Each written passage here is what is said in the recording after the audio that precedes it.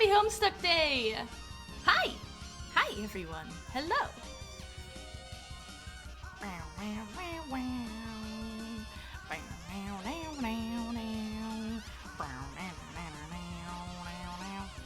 Hi. I may have stayed up till 3 a.m. drawing trolls. Don't worry about it.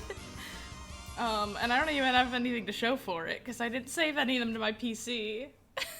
Fave song hype? That song is incredible. That song is incredible. This is my normal stream playlist, I just am not shuffling it so I can play all the Homestuck songs I added in order. So eventually it'll stop playing Homestuck music, but listen.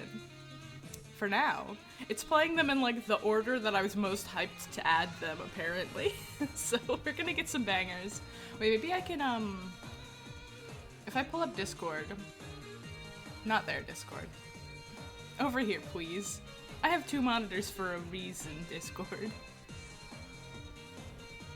Okay, well, it's fine. It opened on the other screen. It's just loading in front of John Egbert on his very special birthday.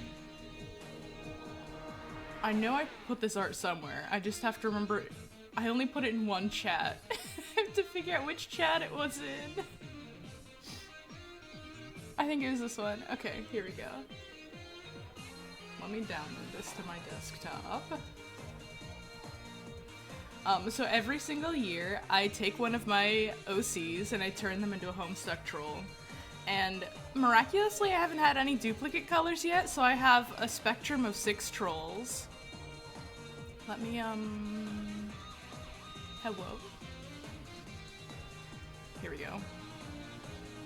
There they are! I drew all of them this year. Usually I only draw one of them for funsies. The new addition is the rat who's in the front, the Taurus.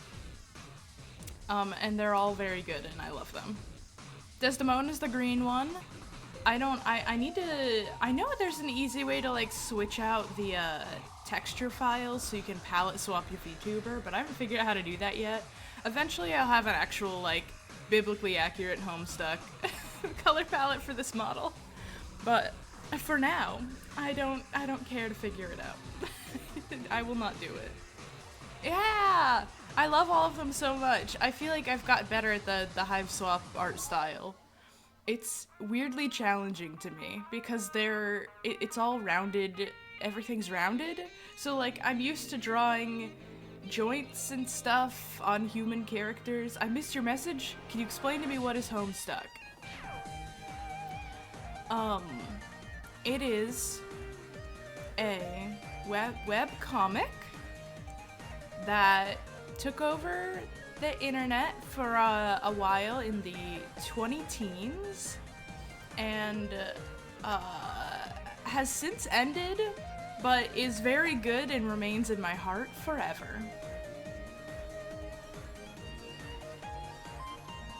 Did that help? We're gonna read some of it today. Took over the internet, yeah, it took over conventions, especially. It was a very, very big thing at conventions to cosplay Homestuck.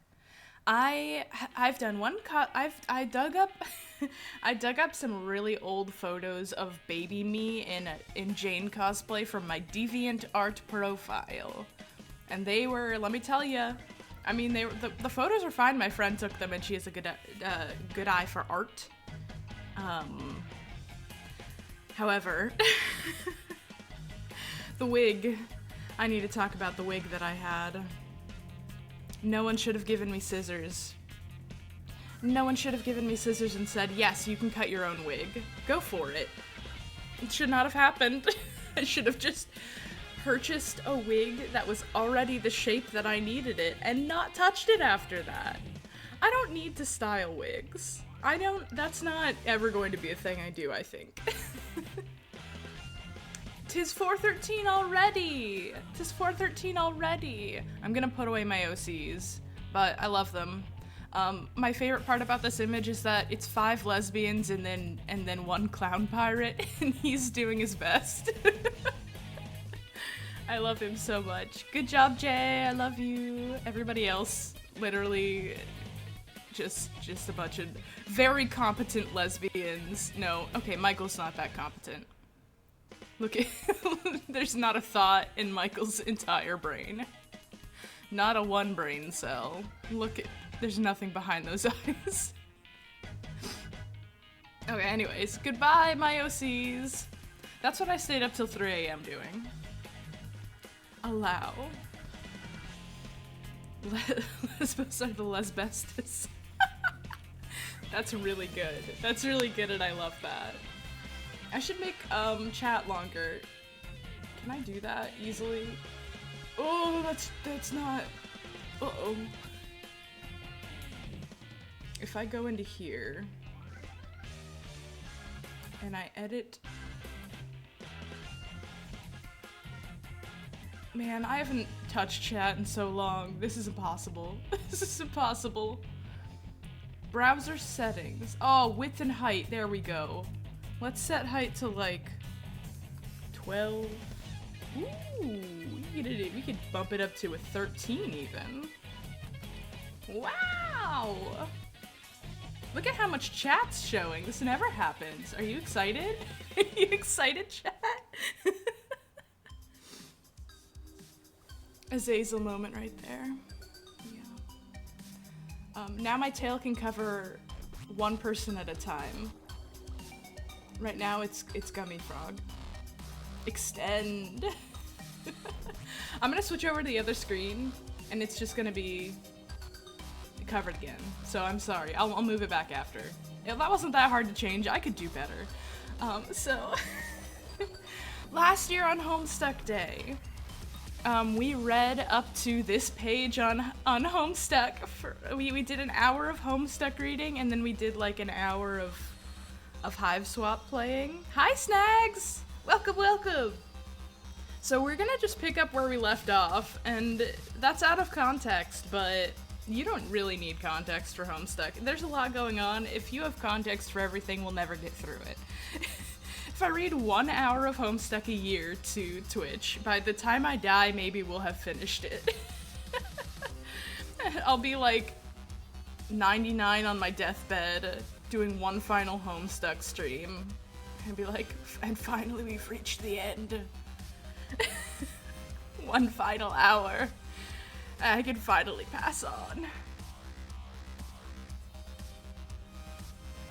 When we run out of Hive Swap games to play, then I will dedicate my Homestuck days to just reading Homestuck. That's my plan. But we have a lot of friend sim we can go through. And I don't really have any plans to play it outside of Homestuck Day, so. What if I die first? Will I come back as a Homestuck ghost? No, I'll pass on the torch to somebody unexpected. They'll have to inherit my stream, my identity, and then keep reading. So, wish me well. It'll be my enemy. Whoever my worst enemy is will have to take on my mantle. So they better not wish for my death. Old granny ghost trying to haunt young streamers into fulfilling a dream. Yeah, exactly. You get it. You get it. Alright, I'm gonna turn the Homestuck music low. I'm gonna try to turn the Homestuck music low.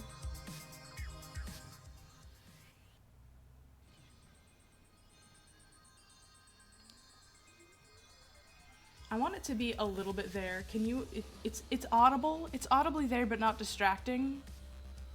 Because, well, I could switch to like lo-fi. I could probably switch to lo-fi and it would be less distracting than actual Homestuck music. And then I could pause it whenever we hit a sound page. Let me find some,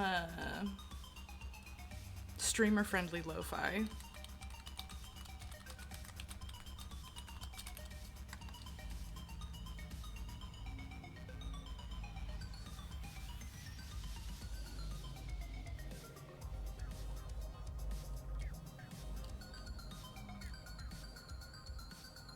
I'm just gonna add this. This is 11 hours long.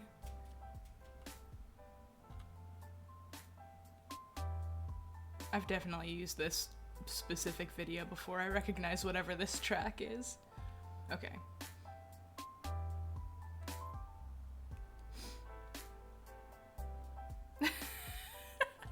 I leave my motion tracking and my troll model to my worst enemy. Good luck. How dare you say a Skyrim quote to me? You know I don't play Skyrim. You know I don't play high fantasy games. I've never done it. A new hand has touched the beacon. No, that's the Skyrim reference. Guys, I don't know enough about Skyrim to tell which of you said a Skyrim thing. That's how bad off I am. Anyways, don't worry about it. Make a fool of myself on Homestuck Day on John Egbert's birthday? You make me make a fool of myself? That's fucked up. Okay, we're reading. Last we left off, if I'm remembering correctly, Rose and John have started playing Suburb, which is a silly game, or maybe only Rose has. I think only Rose has started playing Suburb. John still hasn't gotten his copy, I don't think. We're reading, speak for yourself. Okay, I'm reading at you. Welcome to Audiobook Hour with Marlo. I'll do my very best. Oh, I was gonna watch last year's video to see what voices I gave the characters. No one will ever be able to cut these videos together and like survive because the voices are gonna change every year. It's John Egbert's birthday. His friends are really hyped about a new video game releasing today, but his is not available to him. He hasn't been able to get his hands on it. It's locked in his dad's car, I believe.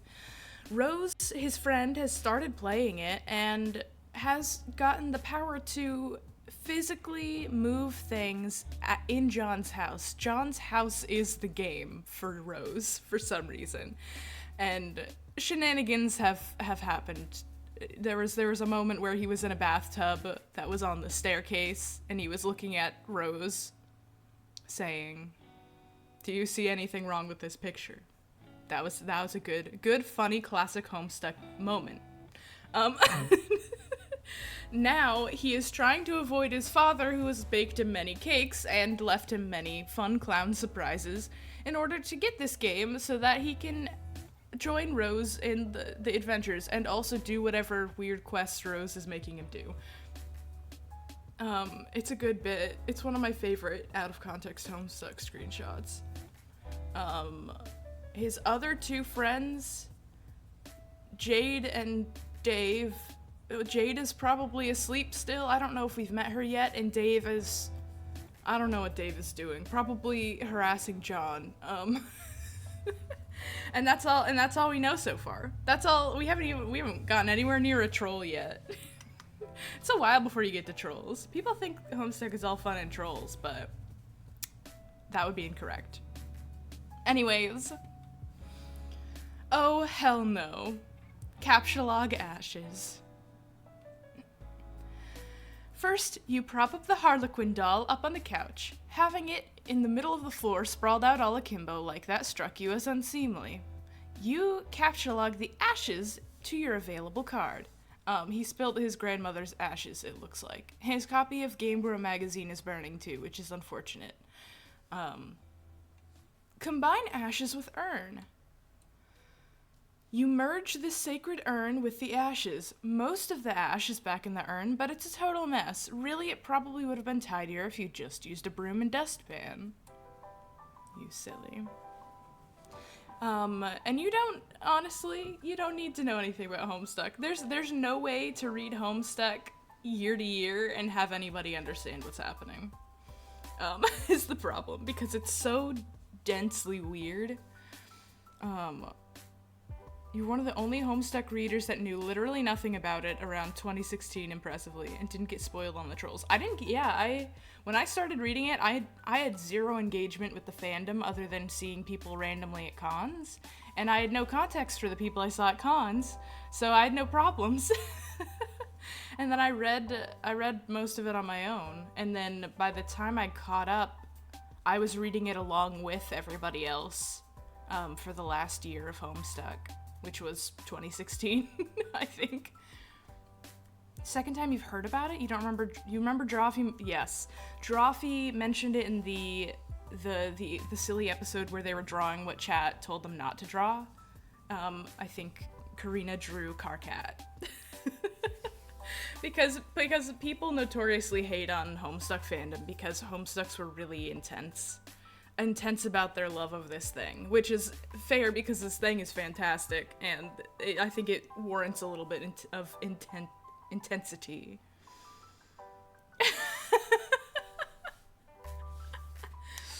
Welcome! Oh, gee, I forgot what today's date was. Happy birthday, John. Happy birthday, John. Welcome in Two or More. It is a very special day. I realized, I was thinking about this recently, I was part of, like, the big bad 3 fandoms, but I didn't really interact with any of the fandoms, so I was just like, I love this series and or piece of media I'm engaging with. I was a Homestuck, I was a brony, and I was really into FNAF. And I didn't engage with any of those 3 fandoms, so I was just having a great time. I had, like, I would draw ponies on DeviantArt. That was, like, the most I interacted with people for any of the 3 fandoms. Miss the update days, yeah. I never got to experience the kind of, like, actual side of being like actively inside of fandom and not just consuming content. But you know what? Now I'm a streamer, so I can engage with the fandom. This fandom that doesn't exist, well, not doesn't exist anymore, but I won't be role-playing this risk of the whole stream.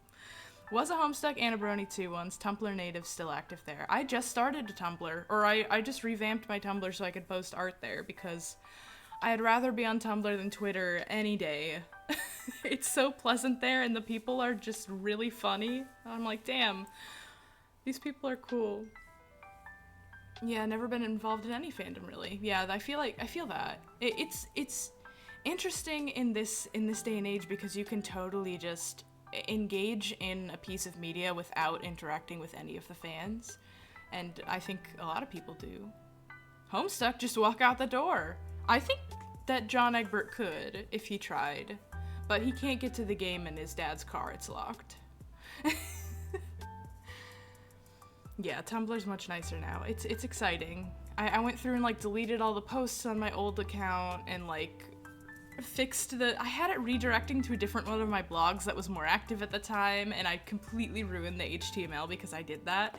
I had to go through and try to fix it, not knowing any HTML. It's fun. It's good. No matter how much you like something, every time you look at the fandom, you're like, oh wow, you all will suck the joy of anything for anyone who doesn't enjoy it the right way, huh? Bye. A lot of fandoms are like that. The Brony fandom was like that for a really, really long time, but now they have merged with the furry fandom and now they're really lovely. The Brony fandom, I'm really glad that I was not really old enough to be able to travel to BronyCons, because I would have, and I would have been really disappointed and upset, I think, having heard what kind of the vibe was when I was really into the fandom. I engaged with a lot of, like, I listened to all of the Brony music, I, like, looked at all sorts of fan art and stuff, I didn't read that many fanfics. I've never been a fanfic reader. That's kind of blasphemous, but... Yay! Hell yeah, 2 or more. That's beautiful. That's what I like to hear. I think all of the good bronies realized, hey, maybe actually this is something different. Maybe I am become queer now. Congratulations on transing. I'm very proud of you. I know a handful of really lovely bronies. Basically anybody who's still in the fandom after all these years are pretty good people, pretty chill people. Those are my thoughts. I will say, out of the 3 fandoms, I guess My Little Pony's getting sort of more attention because of infection AUs that people have been drawing, which I'm a little obsessed with. Those are so fun. Not fun, but like spooky. But FNAF is the only one that's like still going really hard. it never stops. It never ends. Homestuck is like, okay, we've all calmed down. Nothing new is really being released that anybody cares about or isn't like a little mad about. So, classic brony fan videos on TV when we hang. Aw, yeah. I wish there's so much music that hasn't been put on Spotify that I wish was on Spotify so I could listen to it. A lot of the people still in older fandoms are older, therefore a little more chill. That also, too. People have chilled the fuck out. It's not a bunch of, like, ravenous teens at the cons just destroying shit because they have no self-awareness or awareness of anybody else around them. I knew the FNAF lore and stuff, but dropped off after Sister Location. That is fair. I'm still hanging in there because I really, really like the glam rock. I like the aesthetic of the game. I think that the game is garbage and I won't play it because it will break my computer, but I like looking at it and the characters. I think they're cool and neat. But I've like completely stopped watching theory videos. Mostly because MatPat got fucking weird about it and I'm kind of tired of it. Toby Fox, release your Homestuck music on Spotify for real, for real.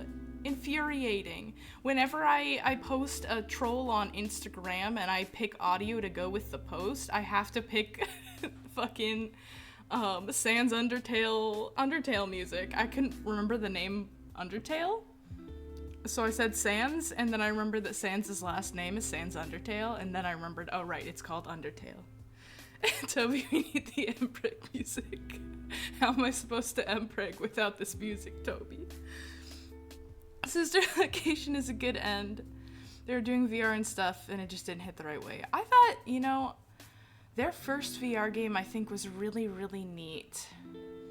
Their newest one is also neat. Well, the problem with the VR games is that if I ever get them, I'm gonna be so nauseous playing them. But I do really like the vibes. I just don't think, like, when they made that and then they made the next one and they made the next one, I feel like they just keep on obscuring the plot line more and more in a way that's weird. I don't know. It's just getting more and more confusing for no reason. Was a Pegasister and FNAF fan as well, granted. You were in the silent majority, but still. Yeah, the glam rock designs. The glam rock designs got me feeling some type of way. They're so cool. Glam rock Chica is my favorite. She's just so neat. Yeah, they're really cool. They're really neat. And the game is played in this huge arcade that is really fantastic as a space. But they made the game bad, so it's impossible to play, and it's really glitchy. And you need, like, a superpower. You need, like, a fucking supercomputer to play it. It's insane. It's insane. And they, like, haven't fixed it. They like, put a couple patches in, and then we're like, we're not doing anything else to this. And it's still broken. They never properly fixed so many of the things. They released a DLC with a secret ending, and the secret ending doesn't work. Like, you can't activate the secret ending at all. There's no way to do it. I don't even know if they patched that. I'm like, how can you stop working on DLC when your game is broken and then at least make the DLC not be broken? So you have one thing you can be like, see, we did a good job. But their VR games are all good and functional and not broken, which is good. I've been ranting about this for way too long. I'm still very much enjoying these fandoms. I just, depending on the fandom, I still don't engage with the like, I love engaging with pony fans and troll fans now, but I still don't engage with FNAF fans. There's still too many wild teens. Because FNAF is still going, so they just keep, more fans keep coming in, and then the cycle repeats. Versus the older fandoms where everybody's mellowed out a little bit. Just to engage with people usually, that's also fair. I don't engage with a lot of people, I don't think at all, as well. Who needs to engage with people? They're wild. I do want to get back into cosplaying and stuff. I think that would be nice. Most of the second half of Homestuck, first 2 or 3 acts, maybe most of it. I don't know if I could describe most of Homestuck. I know a couple of the plot points, but it gets so intense so much is happening that, like, my brain can't hold on to all those things. Not in fandoms, just a fan of many things. This is fair. As an artist, I am a little bit into in fandoms. If I want it, I don't draw a lot for. I'm realizing I only draw art for. I never drew Homestuck stuff until long after it ended. I was really into Steven Universe when I was into Homestuck, so I drew. I had a Gemsona. I draw my Gemsona. The Steven Universe fandom was mostly pretty chill, and I did engage with them a lot on DeviantArt.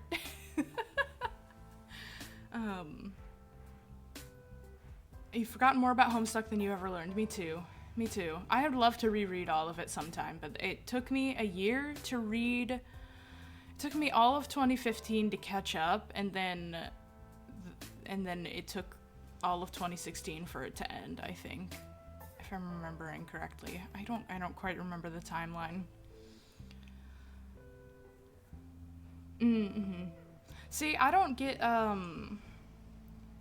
don't have, like, a hyperfixation that passes. I'll get really into something, and then I'm always into that thing a little bit forever. Like, I will never not be into Homestuck a little bit, you know? There'll be, like right now, what am my brain, right now my brain is thinking a lot about Fast and Furious because I watched a lot of those movies, and I am gonna stop thinking about it in a couple of months, and then I'll just be like, huh, yeah, those movies are silly and bad, but in a fun way, you know? The interest never fades. I'll just, like, it'll be put on the back burner for a little bit, and then I'll remember again and be like, oh yeah, I love this thing. I'm stuck to Steven Universe. Undertale pipeline is so real. Final Fantasy, there you go. Not off the account as a fan. Interesting. Yeah. I have a friend, my friend that I used to cosplay with in high school. They always surprised me because they will, like, fixate on something for a while and then not like it at all, like, within a year. So, like, we were both really into Love Live when we were in high school, and I still adore Love Live. Like, it's one of my comfort shows. I'd love to watch. I wish I could play the app. The app is shutting down, like, this month. After there's a whole drama thing. They localized it to the US and then told us in the same post that they were shutting it down within 2 months. Forever. School Idol Festival 2, yippee! Thanks, guys. But they, like, once they were done with Love Live, they were like, okay, I don't like it anymore, I'm done. And that was with, like, every show for them. They would, like, get really into something, do a few cosplays from it, and then be like, okay, I'm not into this thing anymore. And that was always, I was like, that's not how my brain works at all. I'm in this for life. I'm cringe for life. You like things a normal amount unless it's your current fixation. Like Rocky Horror Picture Show. You watch it now and again because you still love the songs and stuff. You go through a period where you just had it on repeat. Oh yeah, that's a mood. That's me with Sky. Sky Children of Light. Very fun, now free game. Always been free game, but now on PC. You should all play. I've talked about this almost every stream for the last, like, few streams, but Sky is very good. And I will go, I like forget it exists for a while, and then I remember when I'm stressed, and I'm like, you know what? I could use some Sky playing, and then I'll play it for like 2 months straight, almost every single day. And I'll be like, okay, I feel better. I feel better now 2 months later, and I'll stop playing it, and then I'll forget about it for another year or so. I've been trying to play it more because my friends are really into it right now, but I'm gonna mention Sky every stream until you play it. Yeah, that's true. I'm gonna do it. Hey, you should all play Sky. It's very good. Secret Sleepover just had a sponsored stream. I said this last stream I had to, but it was really fun and delightful, and I did manage to get on the stream for like 2 seconds, and it was very exciting. I was playing illegally under my desk at work, but no one cares at my job, so no one noticed. I straight up just played the game for 2 hours and didn't do anything, and it was fine. A lot of comfort things, yeah. I have a lot of... I love audiobooks. I have a bunch of comfort audiobooks that I'm like, you know what? When I'm really feeling down, I can reread this series as a treat, and that'll make me feel better. That'll take my mind off of the problems, or give me perspective on the problems, and it will make my stress level go down, and it'll make me feel better. But I try to hold off on that so they don't lose their magic. Like listening to a song a bunch of times, and then you're like, okay, I drained the emotion from it, next. I try not to do that with books that I adore, because I don't want to lose that feeling. Comfort show is a Korean reality show with like 500 plus episodes. My comfort show is Stargate, and it has... SG-1 has like 500 episodes or something wild. And then Atlantis has another like 300 episodes, so it's a lot.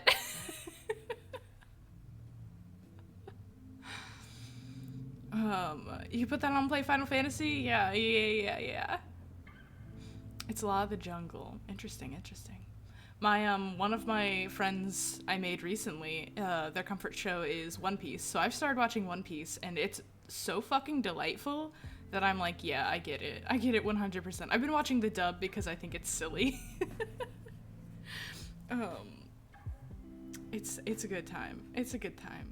Okay, I've been talking for hell yeah, One Piece. Yeah. I don't know how I hadn't watched One Piece before. It is so my aesthetic of a show that it's insane that I never engaged with it at all. It's so fucking good.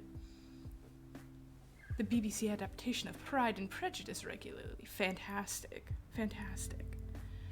You know, for me, it's like I have a couple of Markiplier VODs that I think are especially funny that I'll put on in the background that I'll rewatch anytime. When they play Labyrinth, I want to play Labyrinth on stream with friends sometime because I know they added a bunch of stuff since Markiplier played it like 5 years ago. And I want to play the actual game. Or Labyrinthine.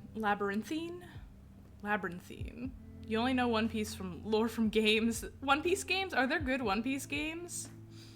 Absorbing it through osmosis because your BF has been watching it forever. That's fantastic. One Piece gets so damn good. Yeah. I'm already enamored with it, and I'm not even like, I'm only like 3 seasons in. Maybe only 2 seasons in. Pirate Warriors 3 is genuinely good. Okay, noted. Started like a year prior to code, but same. Working your way through Hugh's Kitchens. Fantastic. LMAO was just censored. It wasn't censored for me. Maybe you have to fix your settings. It might be on your end. That's really funny, though. The only thing I had to allow was Lesbos early on in the stream. Which is very funny to me. Okay, I'm gonna keep reading. Thanks for having this fandom talk with me. I really should have just set the stream to just chatting while we read this instead of Hive Swap Friend Sim. I will be playing Hive Swap Friend Sim. Don't censor me. It's fine, whatever. I have the stream set to Hive Swap Friend Sim because we're gonna play it after I read this for a while, but you know, who knows how long we're gonna be reading this now that I've wasted like a lot of time this stream not reading it. Ooh. Cold in a short sleeve. That is a very just show up in a t-shirt is a very I don't know, it's a very American thing to do too. The amount of people walking around I live in like northern New England, it's fucking cold up here. The amount of people in like slides and socks, basketball shorts, and t-shirts it's ridiculous. Why would you do this? Or I guess I'm thinking about when I was still in high school. Maybe the styles have changed, but like, it was so stupid.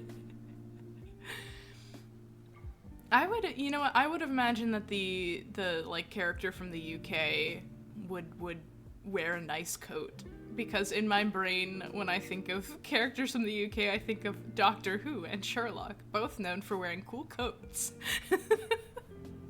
And like, don't all British people always be wearing a coat even when it's summer because it's rainy? That must be true. Saw a bloke in a shirt sleeve t-shirt, jeans in a blizzard. He's just popping to the shop.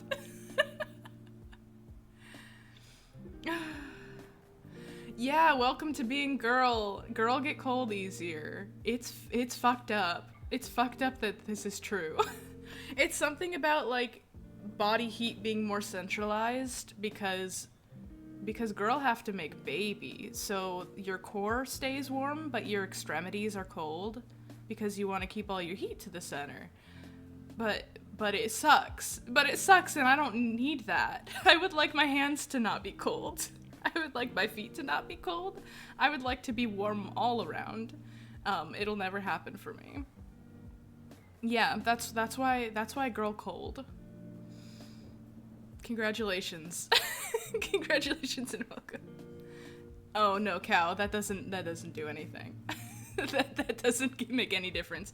Human hair isn't really insulating, so it doesn't make all that much of a difference. You do it when you go down south because it's warmer there. Hell yeah, that makes sense. 2 years into it, damn, where'd your muscle go? Damn, I gotta work out for sure. You know, and it's all worth it. It's all worth it, and congratulations, and you keep it up. That's probably true. Why would you shave your whole body? Why would you do this? I'm a fairly hairy person, and I'm still freezing because girl cold. Oh.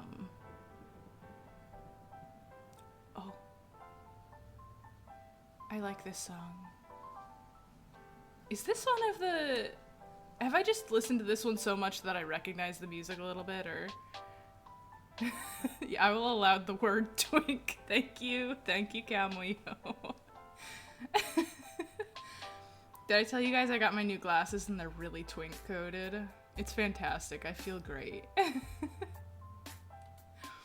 My gender fluid ass is so excited about my new glasses. I don't actually know if this lo-fi thing is gonna tell me what song this is. That's too bad. It won't.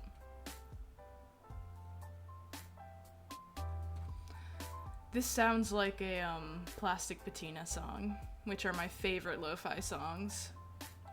But who knows? I think a lot of lo-fi has some similar motifs. Anyways, we're reading Homestuck today. Stop distracting me. Stop calling me a twink, Chad. That's so sweet of you. Cut that out. Okay, we read this? Great. Put urn back. No one will be the wiser, except maybe for people with eyes. Good job. Nana's ashes returned to the mantle. Not a problem. You called yourself that. I know. I'm taking it for myself, though. You're a twink, too. We can both be a twink. Go get fake arms again.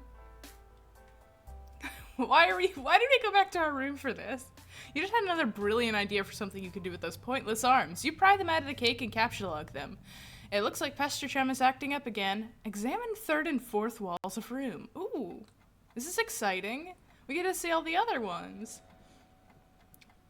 Ghost Dad, Armageddon, Face Off, A Time to Kill, Failure to Launch. Is that what that says? I don't know. Contact! Fun fact about the movie Contact. We watched it when I was a freshman in high school in my science class. My science teacher was like, okay, we do this every year. We watch Contact. Wait, am I mixing this up with something else? It was Contact, right? I'm mixing it up with the other movie. Okay, we did watch Contact, and they watched it every year. And the goal of the watching Contact was to figure out which things were inaccurate. So there were like I mean, it's a silly space movie about SETI, so like there are things that are like, well, that's outside the imagination, and who knows. But there are a few things that are like these. There are a couple of things that are scientifically, factually inaccurate, and they're all like it was all like trick questions. It was for extra credit, and I didn't get any of them right, and I feel bad. But one of them is the very beginning of the movie. You're hearing the audio from Voyager, through space. And the thing was like, well, you can't hear sound in space. And I was like, this is a film. You're presumably listening to, you're not in space watching this film. You're presumably listening to a radio picking up the Voyager signal. You know? You're not hearing it. It's not literally playing in space for you to listen to. There were radio sound effects in the audio clip. I was like, you need to... That's not what the story is trying. This is not the takeaway. There could be any number of like fun space laser explosions from Star Wars you could have made this point with, but this one doesn't make sense too. Anyways, we also watched. Did we watch it or not? It turns out his mother was in the movie, the 80s movie War Games, as the mother of the kid in War Games. So we used to just call our teacher Dave, which was the name of the kid. Because we're like, yeah, you're in War Games, Dave. That's you. That's your mom. I like that. My model's 0.8 ghost dad. Okay, that was my silly callback to high school. Check Fester Chum. Here we go. Another one of your chums is messaging you. Who's messaging, guys? Tentacle therapist. I understand that you have recently come into the possession of the beta release of The Game of the Year, as featured in respectable periodicals such as Game Bro magazine. That's an ugly rumor. Whoever told you that's a filthy liar, and you should probably stop hitting on him all the time or whatever. I can't control myself. I have a weakness for insufferable pricks. Anyway, I still haven't checked the mail. My dad has it. I'm trying to get it from him, so BRB. John. What? You're wearing one of your disguises now, aren't you? You're typing to me right now while wearing something ridiculous. No, why would you even think that? That's so stupid. Okay, why don't you get the game from your father?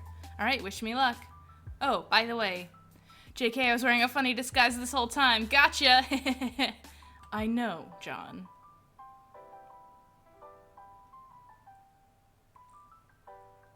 Go back downstairs.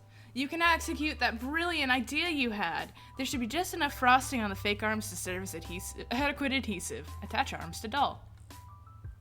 BRB phone died. Good luck out there. You don't care what Colonel Sassacre says. At least, that makes it at least 1,000,000% funnier. This is true. And speck burnt paper on the floor. Broblerone! You put this back in the fire where it belongs. This is really good. This is a really good image. Hell yeah. Throw present wrap in the fire. As long as you're cleaning up. Capsulog doll. You can carry hefty items, but that thing is way too big. Get real. Besides, you don't even want it. Read Colonel Sassacre's text. Wow. The creepy crawlies. Hell's bells, we're having a mighty sporting time of it. Hold fast, my intrepid fellow pranksmiths. We've merely nicked the mahogany of our japing chests. If I may direct the incisive ogle of your beagle puss to the wriggling regency of the rubber bugs, plastic parasites, squirming serpents, pliable pests, and even such order as phyla of creepy crawly. Land snakes alive, we are cooking with petrol now. In further exhibits, we shall dwell on artifice useful to your exploits. Is your pappy's rod real handy? What about a bit of iron cord? It shouldn't prove elusive. Bring those writhing rascals to life and set the nerves of some old maid to the wreck of Hesperus. Your beagle, you heard me. The ogle of your beagle puss. Do you have a bothersome aunt who never seems troubled to find ways with your sunny afternoons? A broad, splintery fence? A bucket of whitewash, perhaps? By gum, you'll fix her wagon. And what if what if that tawny gent who puts his lackadaisical lean near the sarsaparilla font? Oh my god, I can't. You'll have that listless octoroon find the spring in his step just yet. You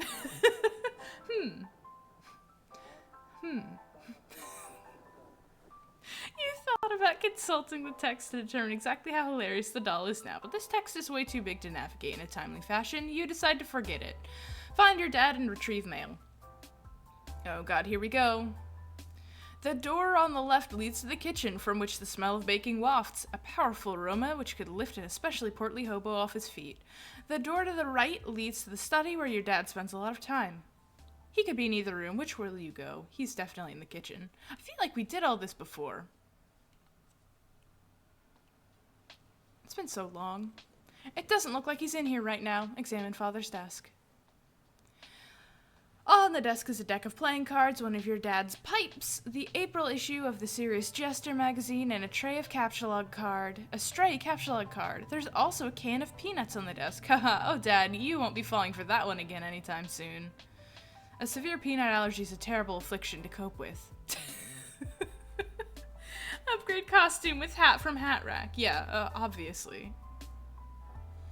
You swap the magician's hat with the bowler hat. The disguise is somewhat less funny, but a lot more distinguished looking. Combine second pipe with clever disguise. Your dad maintains numerous pipes around the household. A father without a pipe is like a strapping roughneck without a toothpick. That is to say, he is a rather piss-poor excuse for a roughneck if you ask me. You'd rather not take the pipe though, the first one tastes bad enough as it is. How you suffer for your comedy. Examine captchalogue card. Yes, this will be perfect for expanding your space in the Scylla captchalogue card. Ugh! No, you idiot. You idiot. You put the card. Okay. We're gonna pause the lo-fi so we can listen to this haunting piano refrain. Hold on to your asses. This shit's good. Cranking up the volume.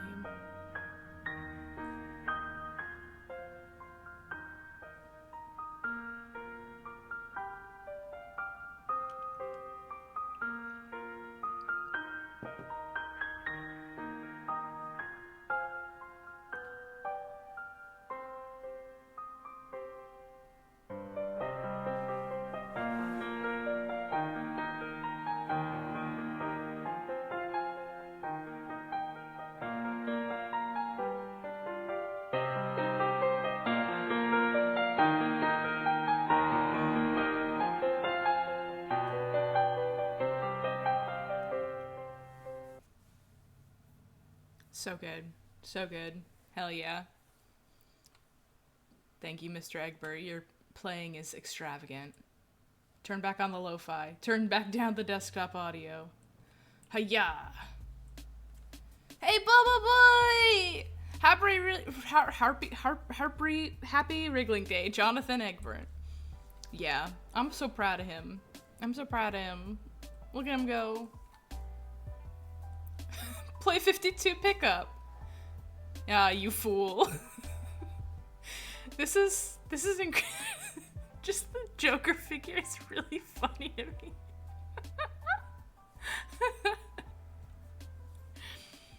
You play the prankster's favorite card game, even though you are alone in the room, thus rendering it an especially foolish version of solitaire. So stupid, look at this mess. The peanut gallery over there is sure getting a kick out of it. You are allergic to their scorn. I didn't know John Egbert was allergic to peanuts. Can we talk about this mural? What's happening? What is this? Thank you. Attempt to leave the house. You're attempting to leave the house? Great. Okay. I don't think we've gotten this view before. That's exciting. You go back into the living room and contemplate checking the mailbox outside. You think perhaps you should exhaust all possibilities before plunging headlong into a dad encounter. Your television is currently airing a commercial. High-C Ecto Cooler. Incredible. Okay, that's where the okay. I didn't realize. I didn't realize there was a TV in this room. Exit. You exit the house. Hey, we did it! Congratulations, we beat Homestuck. All right, good stream, everybody. No longer stuck in home. Ooh, pretty good one. I'll just get along with my day now. Goodbye. Yeah. They fucking Andrew Hussey got our asses. Check mail. Predictably, the mailbox is empty. You have already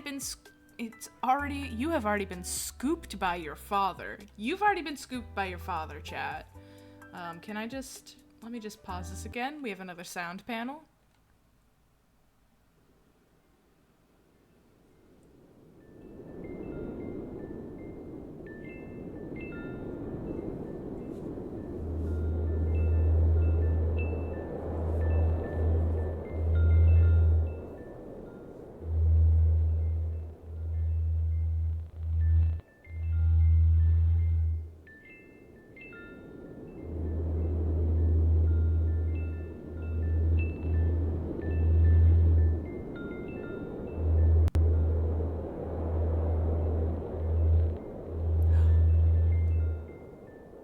It's the title. Oh my god. Oh my god. That's the title. The streets are empty. Wind skims the voids, keeping neighbors apart. As if grazing the hollow of a cut reed, or say a plundered mailbox, a familiar note is produced.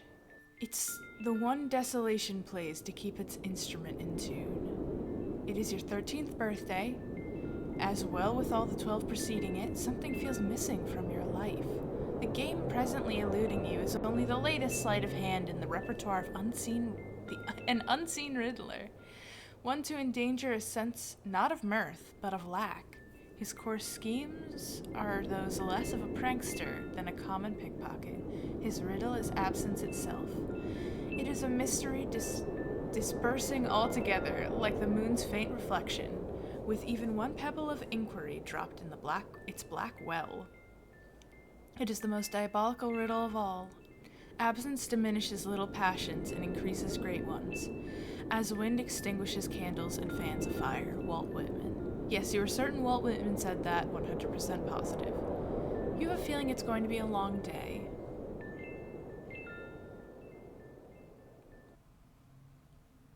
Leave a surprise for the mailman. Okay, turning back down desktop audio. Turning back on my lo-fi beats. Here we go. That's the good shit. Leave a surprise for the mailman. No! You would never do such a thing. That's so rude. See if your father left the mail in the car. The door is locked and your dad has the car keys. You peer through the driver's side window. You don't see any mail, but you see a green package. There's also something underneath that looks like a slip of paper. Could these items have come in the mail? You don't see anything else that's usually in the mail, like bills and coupons. Maybe your dad forgot to take that stuff inside? Spy in the kitchen. You try to get a gander through the kitchen window. You can't see a whole lot, but it seems your dad has been doing so much baking the glass is steamed up. God, he's so weird. You can see what's on the table just beside the window. It looks like the mail is here, including a red package, some bills, your dad's PDA, and an envelope that appears suspiciously labeled with the suburb logo. Could it be? Unfortunately, the window is locked. Goodbye, Lagerda! Thanks for hanging out! Have a good rest of your Homestuck day. Go back to the kitchen. You have no other choice. You're going in. Clever disguise, it's time to work your magic. Pause. Turn up. Here we go.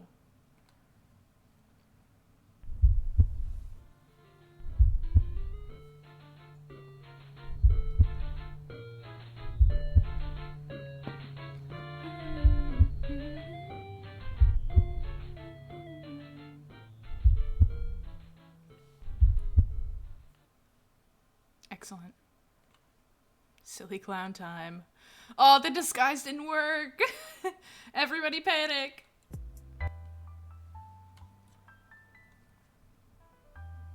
Well. Your dad has seen right through your costume. You don't know what you were even thinking with this foolish ruse. You unequip your clever disguise and your dad wields a dreaded artifact of confection. He stands between you and the mail. There's only one way to settle this. You know what? I'm gonna... Here. Adjust my volume this way. There we go. That should be fine. Oh,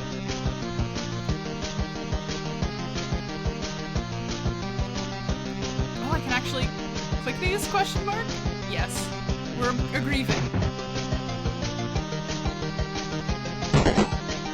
Auto pastry.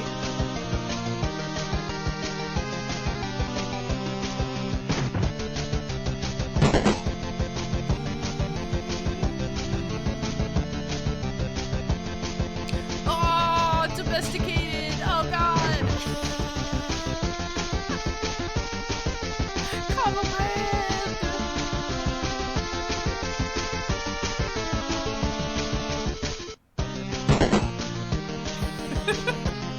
Unwinnable. Unwinnable. We gotta go. We gotta go. Retrieve your package and flee to your room. Abscond. You cannot abscond. The pesky guardian is blocking your path. You will need to engineer some sort of distraction. And he now brandishes yet another artifact of confection. This man is ruthless. You'd better brace for impact in the most comedically striking fashion possible. Equip disguise for defense. Perfect. Beagle ages.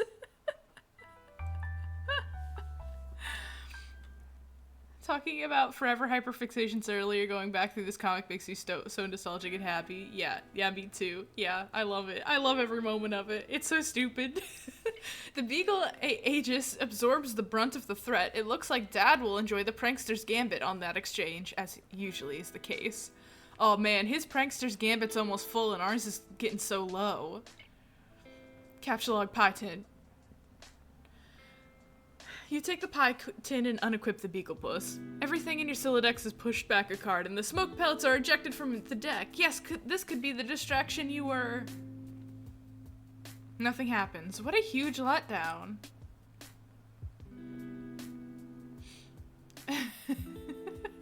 Take the cake.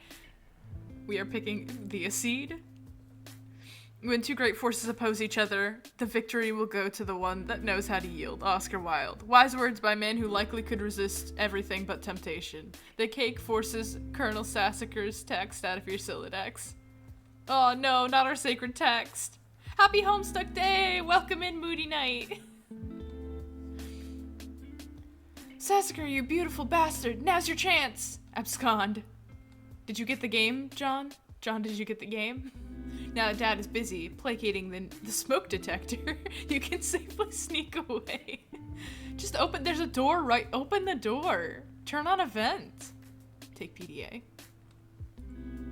You snag your dad's PDA. Maybe later you will be able to switch the background image into something hilarious as a prank. Besides, it may come in handy later. Your Spirit Capture Log card is forced out of your Silodex and consequently integrated with the deck. Now you have 5 cards to work with. Excellent. Good job, John. Totally as intended. The red package is addressed to you. Wonderful. Take envelope. You got the suburb beta. Nowhere disguise. Exit kitchen. Get out. Get cake on cat. Why would we get the cake on the oh, one of the arms fell off. You capture like the cake on the couch, expelling the pie tin from the bottom card. Combine the cakes to make a double-decker cake. Oh, that's a good idea, actually. You then merge the 2 cakes across all 5 cards. Everything in your Silodex is smushed between the cakes. Why don't you think things through first? Retreat upstairs. Wow. You pause at the juncture to head down as you head down the hall. You're going to need something to clean up the mess you're about to make by dissecting the cake. To the left is the bathroom, to the right is your dad's room. It's locked, and you're forbidden from ever entering. He has secrets. Go to the bathroom and grab a towel. The bathroom hasn't been disassembled yet, which makes me think last year, after we finished reading this on stream, I kept reading for a little bit.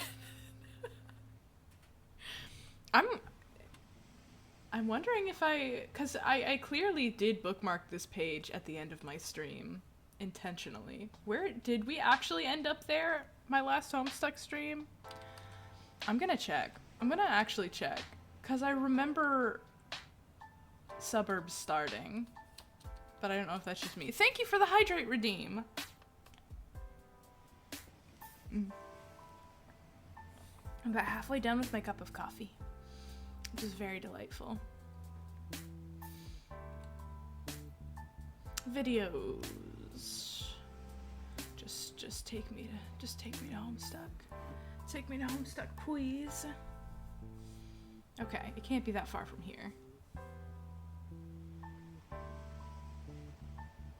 My god, here we go. Mute that video.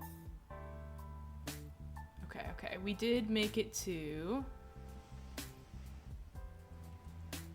Yep. That's where we left off. I must have just, Aw, goodbye, kitty. I must have kept reading after stream. I must have not been able to help myself. So I'm like, I swear I read past this. But that was a year ago, so why would I have a correct memory of the events, you know? Impossible. Some recreational Homestuck reading, yeah.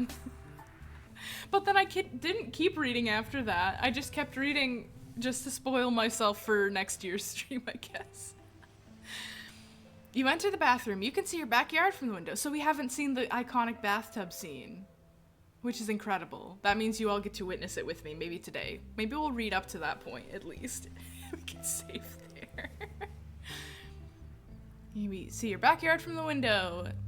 The jewel in its crown is the swing set, which provided you with years of joy. There's also a spring-mounted pogo ride, which has been responsible for more than one painful injury, but has provided you with years of lament.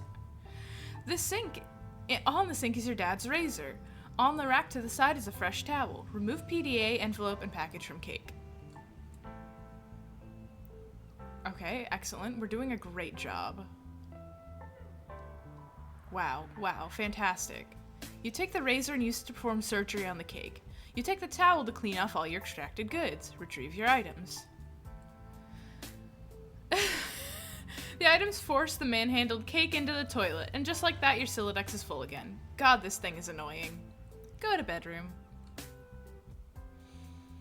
Admire failure to launch poster.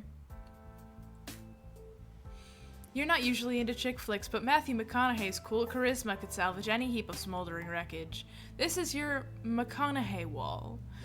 A casual shrine to an amazing actor. The film above that one is a lot better, you think. Can you see her? I want you to picture that little girl, chokes up. Now imagine she's white. You got us, Matthew. Your smooth talking exposed our latent racism. Damn, you're good. I forget that Matthew McConaughey is in this movie, because he's also in the other big space movie that has weirdly similar vibes to Contact. Anyways, check Pastor Chum. Oh, we're getting a notification. Oh, two of our friends are trying to speak with us. Hi, happy birthday, John. Hello. Okay, we'll talk to you later. Thank you, Jade.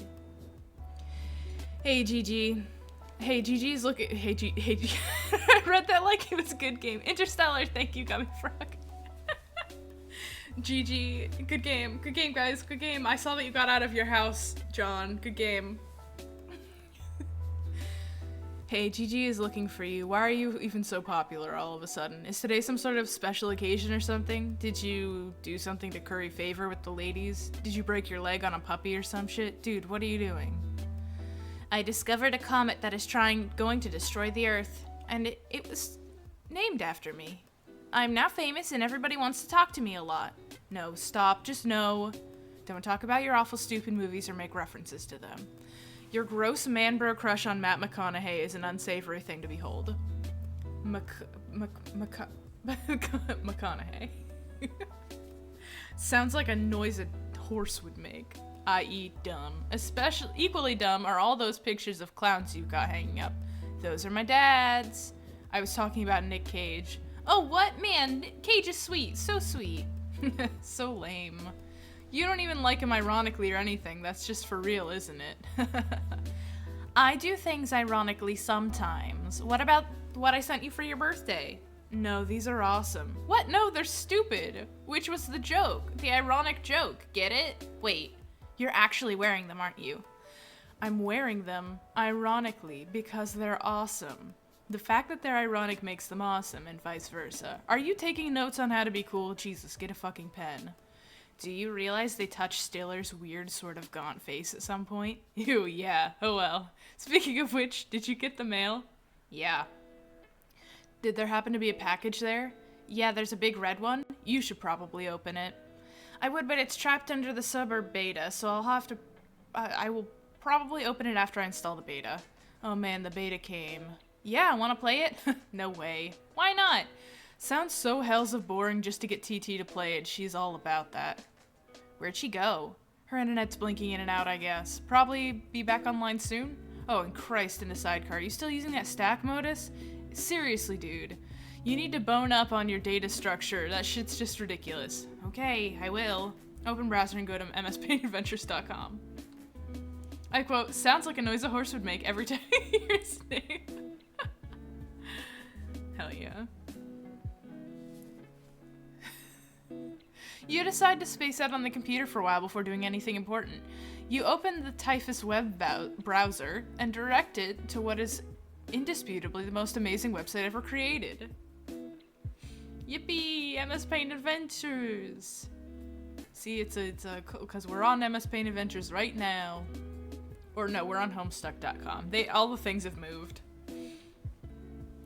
The new adventure is okay. You're not sure if you like it as much as the last one. You're members of a sinister gang called the Midnight Crew. Your nefarious plots are serpentine in their complexity. Your scheme's convoluted. You are planning a heist in your underground hideout. What will you do? Install the suburb beta. You decide it's time for less meta and more beta.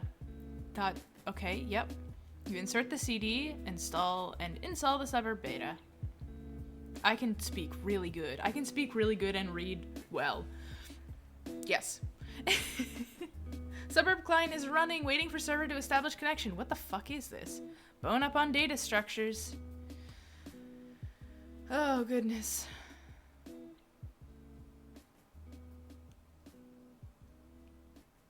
You go to your closet where you keep a lot of your clothes and an array of handy computer programming guides. Read the data structures book.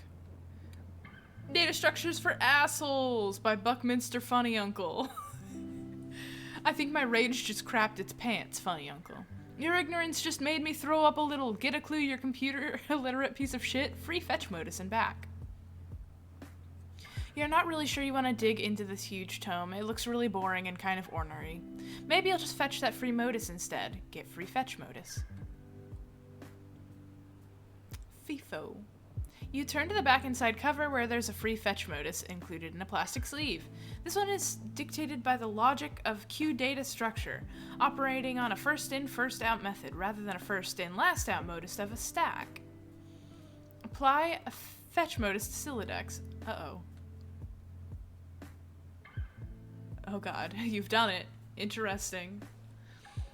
It seems items capsuled in your Silodex are no longer immediately accessible. You can only use the item on the bottom card and must wait for items on the upper cards to be pushed back to it. For instance, the red package is now inaccessible. You can only use the razor at the moment. This modus doesn't strike you as a significant upgrade to your previous one. In fact, it almost seems more inconvenient. You figure you might as well give it a chance, though. Switch back to stack modus. You suddenly wonder if this is even possible. You don't remember if you ever had a physical card for the stack modus. You find all this to be a little abstract and you prefer not to think about it too much. Put down razor. Put it down? You're not quite sure you understand. Pick up 2 items. You capsulog one of the cakes. You've finally found a use for all these loitering pastries. Dead weight, get other cake. Oh! The second cake causes the razor to launch out the front of your Silodex. Oh, good lord, that beautiful face. You wish the razor would have failed to launch. Get more stuff. You open your magic chest and capture log one of your favorite books of all time, Wise Guy by Mike Caveney. There goes the fresh towel. Might as well grab those cuffs. Oh no, the pager. The pager's out. Goodbye. You take the trick handcuffs, expelling the PDA like a bullet. Oh, god damn it. Open up that package. To EB from TG. You examine the package. It's from one of your internet chums. It's bound in packing tape, though. You'll need something sharp to open it. Ah, of course, the razor. It's also simple. You wonder why you didn't get the razor. Oh no, you can't get the razor now. Oh god. Pick up package again. Why would you have done this? Oh god. Let's take this from the top. Capsule lock, glass shards. No, don't do that.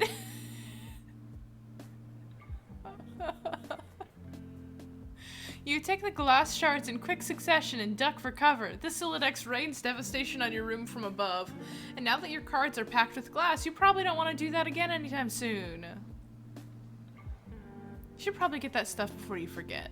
Use the razor on red package. Open the package, there's something suspicious inside. Something suspiciously dirty and smelly. It's a stuffed bunny, much like the one held hostage briefly by Malkovich's Cyrus in The Virus while taunting hard luck protagonist Cameron Poe, and strikingly similar to the one scooped up from soot after of a burning Vegas strip by Cage's Poe and offered to his daughter, a gesture symbolic of tattered exterior surrounding a heart of gold. Poe wasn't much to look at, but he was a good man. But no. It is not merely like that bunny. According to this note of authenticity, it's the very same bunny. This is so awesome. I think this is an actual link to... Okay. This is the bunny being referenced from whatever movie. Whatever Nick Cage movie this is that I still haven't watched. I should have a Homestuck Day movie marathon sometime where we watch all the stupid movies that end up being the basis of a lot of this series. Check the status of the suburb beta. I will say a lot of the movie posters and a lot of the things present in John Egbert's room end up being like the seeds for insane plot points later. Like, not like literally, like the poster causes something, but like the idea of the movie or something is worked into the series later on. Like Trolls. Looks like your computer is trying to get your attention. Look at the monitor. Whoa, it's time! Check Pester Chum window! It looks like you managed to retrieve the beta. Excellent. I'm going to try to connect. Whoa, okay, but I just got the most awesome present. The rabbit? So sweet! I've heard tales of this wretched creature often. Its Homeric legend is practically ensconced in the fold of my personal mythology by now. What? Why don't we focus on the matter at hand? Oh, the game, okay. I don't really know how this works. What am I even looking at here? You're running the client application. I'm running the server, so I'm the host user. I have established a connection with you. This is sufficient for us to play the game. Oh, okay then. Why don't we get started? Here we go. Press enter. Oh, here we go. Sound panel. Sound time. If only the Silodex would softly drop things instead of launching them. Wouldn't that be nice? That would be too easy. Here we go.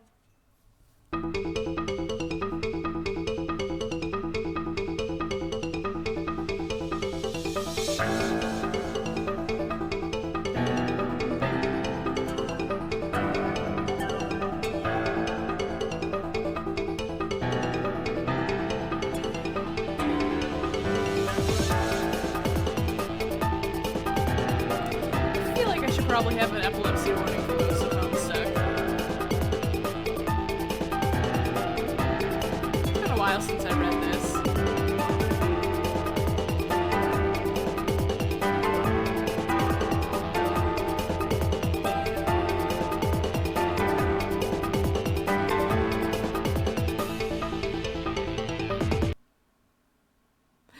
We did it! We downloaded Suburb!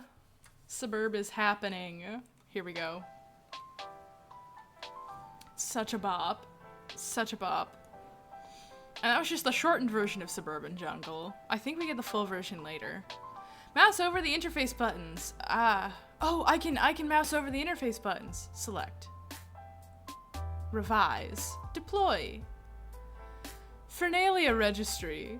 Grist Cache. Explore Athenium. Alchemy Exorcist.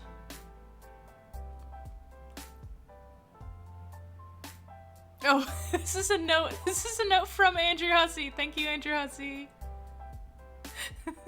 Select Magic Chest. Okay, we're not playing as John right now.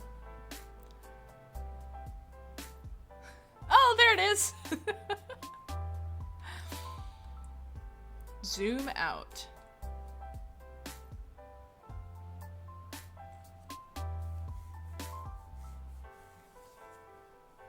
Drop chest. Rose, why did you do this? Well, what are you doing? I'm sorry, I'm just getting the feel for the controls. Is my magic chest on the roof now? Yes. I will try and be more careful next time. Sure you will. Hi, Bugflower! Bugflower! Your animation's so freaking cool! Everybody, Bugflower posted the coolest animation ever on YouTube, and you should all look at it. Good morning, happy Homestuck Day! Or I guess it's evening now. Good afternoon. Good afternoon. Get the card. Wow! Now we can switch between the two. That's incredible. We're gaming now. We're gaming now. Good job, John. You find your missing stack fetch modus and quickly reapply it to your Sylladex, and now you can opt for either stack or queue modus anytime. You toggle between your fetch modi with gleeful abandon. This is incredible. This is incredible news. Oh, goodbye, Dad. It looks like your dad is leaving again for more baking supplies. You're relieved to have the house to yourself again, if only for a few minutes. You hope he doesn't notice the magic chest on the roof or all the shit you threw out the window, for that matter. Select stuff in yard and move it back into room. Oh, it's outside the range. It's outside the radius of the cannons. I can't scroll over the things anymore. Hey, do you think you can do me a favor? Can you grab all that stuff outside my broken window and bring it in for me? I'll give it a shot. Thanks! No luck. It appears to be out of range. I'm guessing it is too far away from you, the player. Aw. Select John. You cannot select a player! John abjures the meddlesome cursor. Select Bunny. Put the bunny back in the box.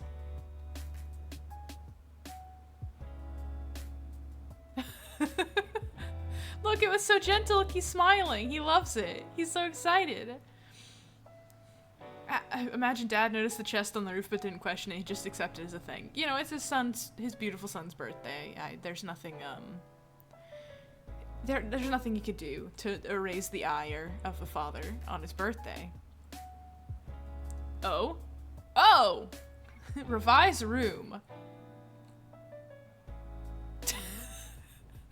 Open Fernalia Registry.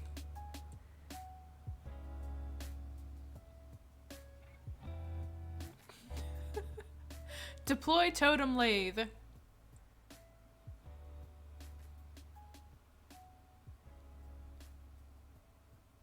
Wow. Examine Totem Lathe.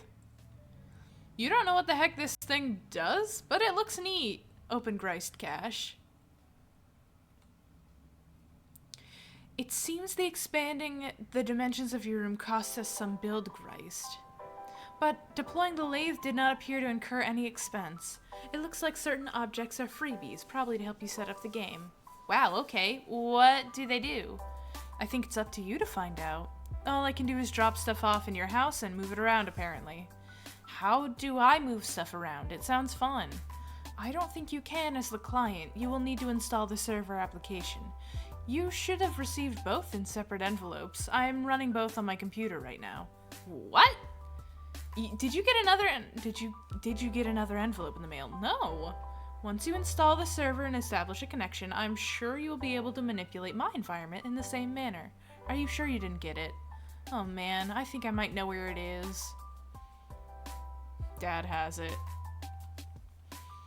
Now that your room is bigger, why don't you move to the far corner? It will extend the range of the cursor and I can reach for the items, which you threw out the window for some reason. Good idea! What have you been doing in here all afternoon anyway? I was fussing with my Silodex, but I think I have it under control now. What modus do you use? I like to use trees. Oh no, that sounds so awkward. It's not. It's not exceptionally practical, but I think that they are elegant. Stand in corner. Wow, we got it! Dad's gotta have to be the server player now. There's no other way. You gotta bring Dad into this. Deploy Cruxtruder. Pre-punch card, Alchemizer, Cruxtruder. Okay. Oh, is that where you... Okay. We're homestuck again. Guys, we're homestuck. We can't. That's the door nook. Rose, that's the door nook. Okay.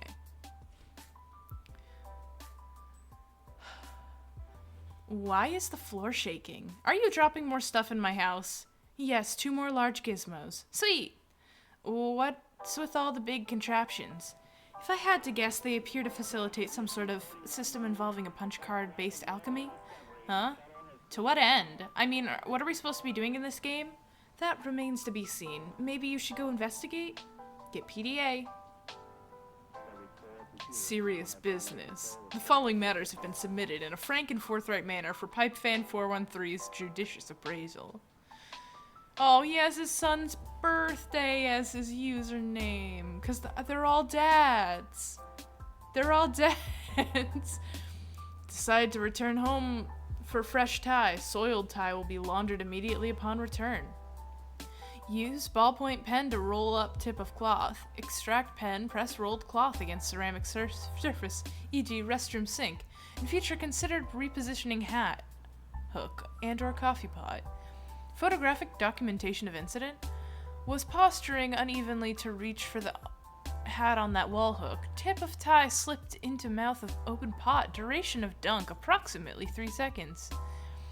Please elab on incident. Need counsel on removing coffee from neck time. Incident occurred 45 seconds ago. Beverage essence is rapidly settling into fabric. Yeah, the suburb is just like, okay, have fun. And then you just have to figure it out or die. I guess. The interface is oddly sterile. No hilarious clown wallpapers or anything like that. Oops, you mean Harlequin wallpapers. A serious business application is open, and it seems your dad uses it to keep tabs on various acquaintances. His fellow street performers, maybe? You guess the performing arts must be a pretty serious event after all. Install Pester Chum. Is your dad a Harlequin? Or is your dad a businessman, John?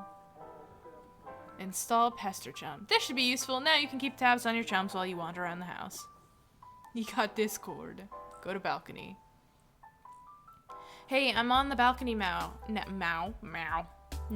I'm messaging for my dad's PDA.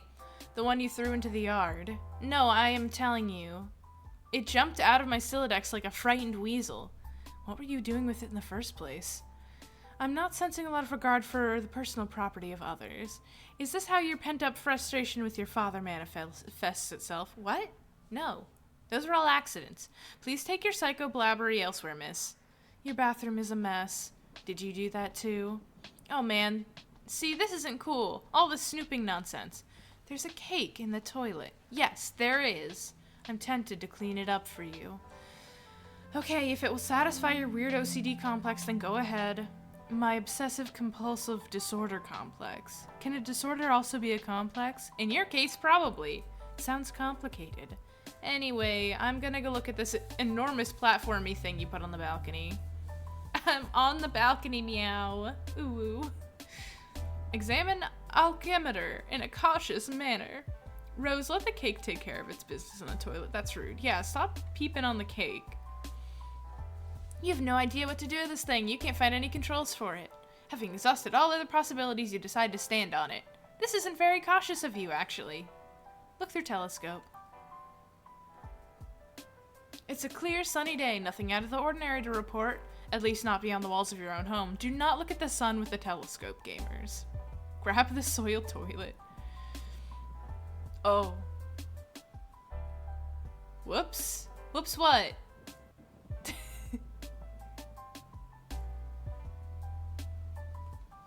What was that noise? Is this something I should investigate? No, I have it under control. You can keep playing with your telescope.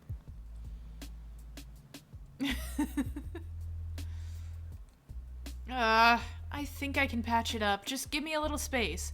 Why don't you go have a look at the Cruxtruder? Cruxtruder? I think Cruxtruder is probably right. Looks dead as the sun. Sure, normal, good. Lalonde, that's not how you clean a toilet. Lalonde, what the hell? The what? The thing I put in your living room. Hop down the hole. You jump down into the utility room. Get sledgehammer and card. Oh no. That's not how that was supposed to happen. Don't stop putting it in your captcha log. You take the sledgehammer and the captcha log card, combine the two, and very quickly apply it to your strife specibus. You think it's cool that things don't always have to be a federal fucking issue. Oh no, it did work. Very nice. Now you have a weapon. It looks like another one of your chums is pestering you on your PDA. Answer chum. John, did you get my package? Oh, hey. No, not yet. Darn, are you sure it was in a green box? Oh! Well, yes, it's in my dad's car, but he's still out at the store. He should be back soon? Great, so what are you up to today? I'm up to my neck in this suburb stuff. TT is making a royal mess of my house. Lol, what suburb? Oh, it's this game. It's okay, I guess. I'm still figuring it out. Whoa, what was that? What was what? There was a loud noise outside my house. It sounded like an explosion. Wow, really? I will go outside and look. Oh man, alright, but be careful, okay? I will. Might as well check out the Cruxtruder. Which I said correctly that time. First try. Nice, high five. Oh, hell no. You put this thing in front of the door? There's a door there. Yeah. I didn't see it. I just thought it fit nicely into that groove.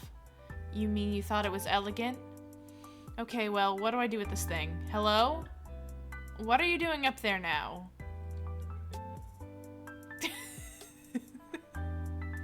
Oh, fuck. Examine wheel on the Cruxtruder. When you turn the wheel, something seems to be pushing up from underneath the lid. You aren't strong enough to make the lid come off. Put bathtub in driveway. On the tub's journey to the driveway, the connection is interrupted. Connection lost. Here we go. It's happening. There's gotta be more than one bathroom in this house. It'll be fine. Here it is. You can see me, right? Tell me what is wrong with this picture. Sorry, but I keep losing the wireless signal. It must be the weather. I would look for a stronger signal in another part of the house, but I'd rather not risk an encounter with my mother. I battled through a cloud of gin and derision once already this evening. Alright, I hear you. Yes, cake, gestures, unfaltering love and support. Quite a road to hoe there. Though I suppose I'm complicit for not informing social services about your situation. I know! What's going on outside? What about going outside? Maybe you can catch a neighbor signal? That presents the same problem. Also, it's raining, remember? And dark. It's dark already? Yes, the sun has already set and had its way with us here on the East Coast. Its lurid glare has moved up to younger time zones. Okay. I forgot how, yeah, the first act is the tutorial, but there's still Look at this shenanigans. Look at this. Look at it. Points at John Egbert. Look at him. What is wrong with this picture? Hit Cruxtruder with sledgehammer. Cruxtruder, fuck. Here we go. Need some help. Pick up sledgehammer. I should have lived it for him. Maybe you shouldn't have had hammer kind, John. Oh, it's happening. Things are going. Wow! 413! We only have 4 hours and 13 seconds, guys. We gotta go. Uh-oh. What is this thing? Or maybe 4 minutes? Oh, fuck. And what's the clock counting down to? I've been looking at the game fact walkthroughs to figure out some of this stuff. Hold on while I read further. Okay. All these walkthroughs are extremely short. None of them progress much further than this point. Weird. Well, I mean, it is a new game. Because everybody dies after they get to this point because there's no walkthrough. You have to figure it out yourself. This is what I'm saying. No instruction. Figure it out or die. True. Now that the lid is off, you will need to extrude some cruxite. Turn the wheel again. Extrude 1 cruxite dowel. Get cruxite. I feel like we should be hurrying. That countdown is making me nervous. John? Oh, your PDA is trapped under the cruxite now, isn't it? Anyways, it looks like you're going to need this card too. Deploy pre-punched card. Get card. A shard of glass was expelled from the deck and maims the Harlequin doll. Ah, whoops. Capture log fanciful Harlequins. Why would you do this? Oh no, stop doing- oh god. Hey. Oh, you're getting rid of the glass, I understand. Stop maiming the doll! You take 2 fanciful Harlequins. The additional useless freight pushes your PDA to the last card. You then switch to the Q modus so you can access the PDA. More glass shrapnel flies from the deck. This thing keeps following me around. I think it's trying to talk to me or something. That is probably the kernel sprite. Apparently it needs to be prototyped. Twice, actually. Whatever the hell that means. These walkthroughs are horrendously written. Okay. Well, you're the one with the cursor, so do whatever you think is the right thing to do. Also, fix my bathroom. Drop named Harlequin into kernel sprite. Rose, this was Rose's choice. Rose, you did this. Rose, this is your fault.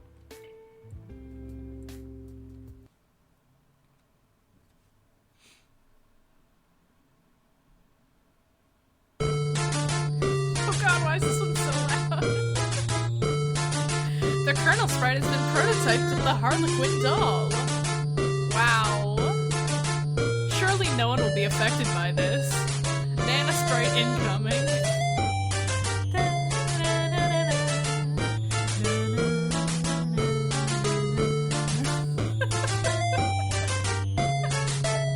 This is fine and good, everybody. This surely won't have any consequences. Oh god, now it's speaking in fleur-de-lis. I still can't understand this thing's gobbledygook. That was only tier 1 of prototyping. There's still another tier of the prototyping process, which for all we know merely advances the entity through increasingly more esoteric states of linguistics. The clock is ticking. We don't have time for this asinine tomfoolery. This unmitigated poppycock? Extravagant hogwash! Okay, stop. Stop typing whatever silly thing you're typing. I'm going upstairs to the platformy thing. The alchemeter? Try to learn the lingo. Should have prototyped the horse instead. This is true. I know, I'm sorry about the flashing. I didn't realize how much, how epilepsy unfriendly Homestuck was. It's fucked up. Thank you, Andrew Hussey. Use pre-punched card with the alchemeter. There's no slot for anywhere to be found on the alchemeter. The kernel sprite follows you upstairs. Explore Athenium.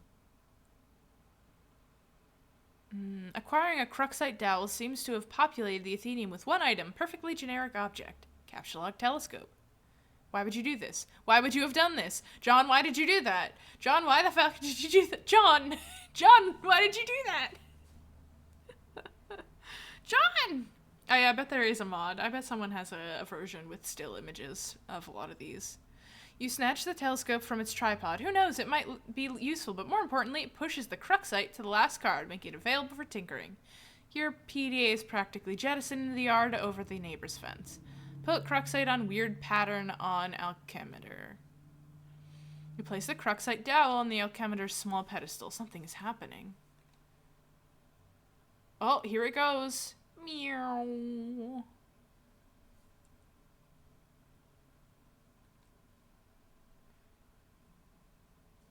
Okay, we put some money into it, and we got cubes! You set the alchemitor to cast 3 perfectly generic objects for some reason, and expanding a total of 6 units of build greased.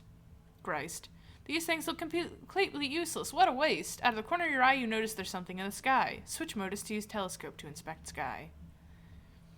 You switch back the stack modus to get a closer look with your telescope. Whatever it is, the Colonel Sprite seems particularly agitated about it.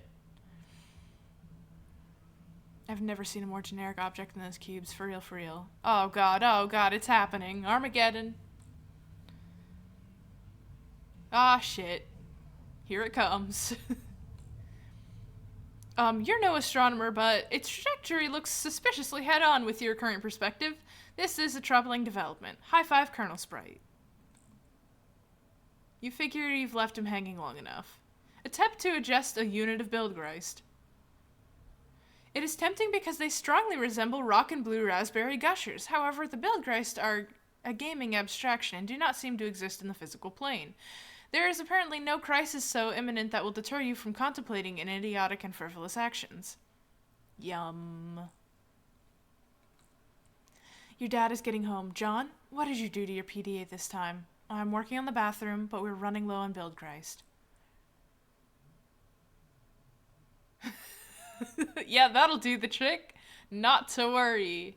Fixed. Aw, Dad has found many things. Run into your room and cocktack teeth through Pastor Chum. 2 chums have been trying to message you. Oh man, who cares about the bathroom? Now there's a meteor heading for my house. I see. Do you suppose that has anything to do with the game? I don't know, maybe. What do I do? I think it's very likely. The walkthroughs vaguely suggest an impending threat before they end. The already poorly constructed sentences become even more curt and ambiguous, as if written hastily with a sense of alarm. Actually, their dedication to updating the walkthrough under such circumstances is admirable. Wow, fascinating! If the meteor is a game construct, I think the only thing to do is proceed, and try to solve the dilemma on your game's terms. Try using the lathe. It says that you can use the card on it, but it isn't more specific than that. Okay, I'll do that.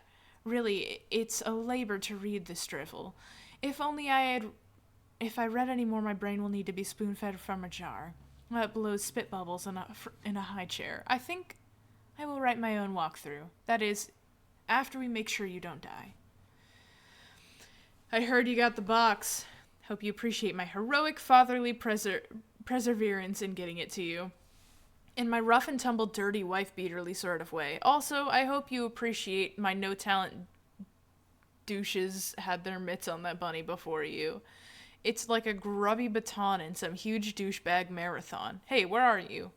Oh man, the bunny was awesome, but I don't think I have time to talk. I'm playing Suburb and it's kind of a nightmare. TT is breaking everything in my house.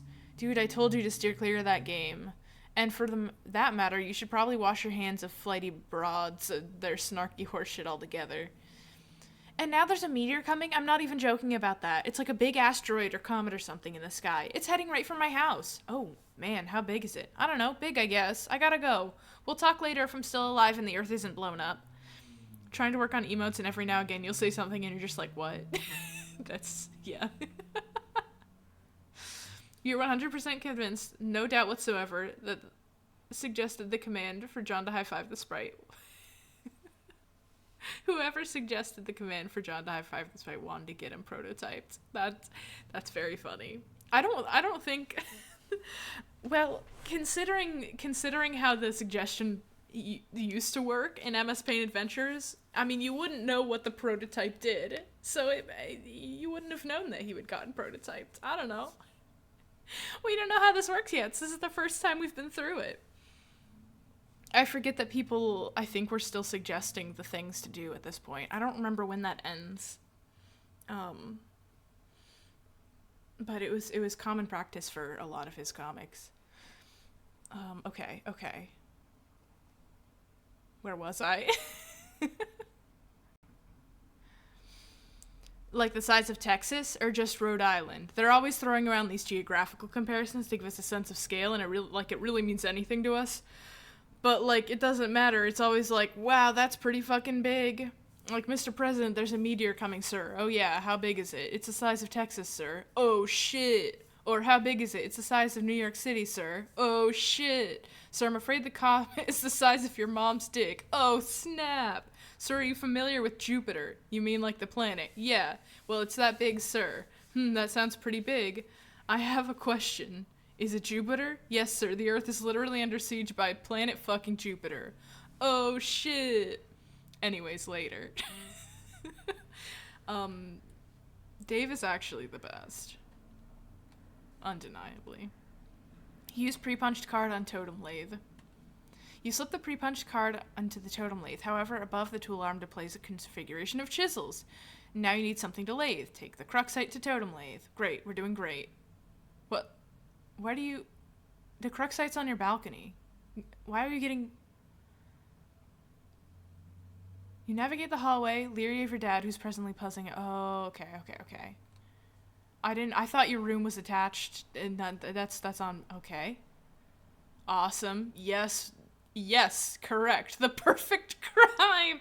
No one will ever know. Please do not use this toilet. It is not hooked up to plumbing. You retrieve the cruxite dowel. Dad shrugs and heads back downstairs, presumably to do more baking. If only he knew you were hard at work saving his ass. Use cruxite dowel on totem lathe. You clamp the cruxite in the lathe. Activate lathe. Okay, cool. You carve the lathe into one totem. You take the totem. Alright, I used the lathe to make the blue shapey thing. Now I guess I take it back to the alchemixer again? Hello? Tentacle therapist is no longer connected. Oh fuck, no! Now he's trapped in his room! Ah, shit.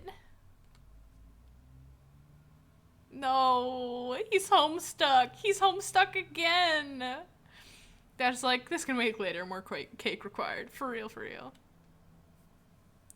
It's Rose time! We made it to Rose! Should we stop here and play Friend Sim? If we stop here and leave it for next year? I love to leave y'all hanging. Yeah, let's do that. I think we did good progress. This page is saved to bookmark bar. Yes, but I wanna, okay, edit it.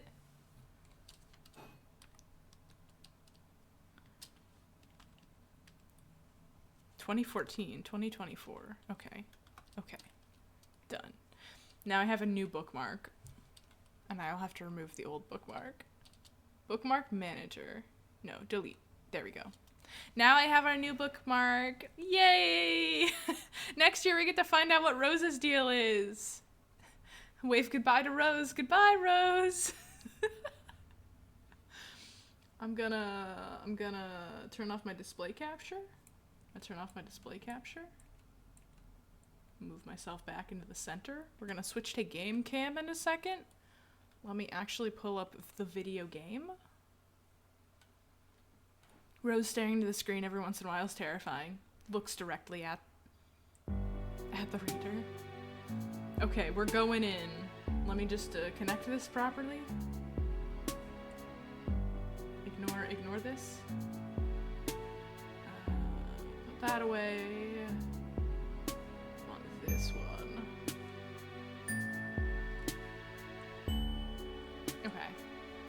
Let's see if it pops up. It should. It's not. Come on, you can do it. Oh, that's because it was hidden. That's on me. Okay.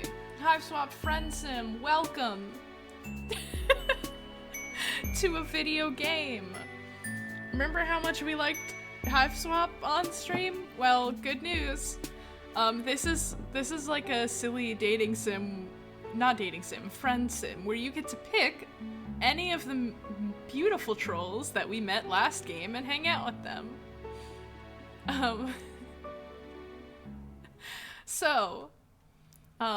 This used to be you used to have to buy each individual DLC. It is fully released now, so we can play any of them. They even have well, there's still additional content to be released. There's also, what's the other one called? Friend Sim is the troll one. There is one where you can hang out with the human characters of Homestuck as well. What's my favorite Friendsim troll? Linnea and Ramel. Ooh. Where's Linnea and Ramel? Is this Linnea or is Linnea the other green one? Not either of these two. Is this Linnea? Is this Linnea? Is this Linnea? Fuck, it's been long enough that I no longer remember. Is this one? There's too many Jade ladies. The one with the pink glasses. That's this one? That's 13. 11. Okay, no, I was on the right one. And your other favorite is Ramel. Ramel. Which one's Ramel?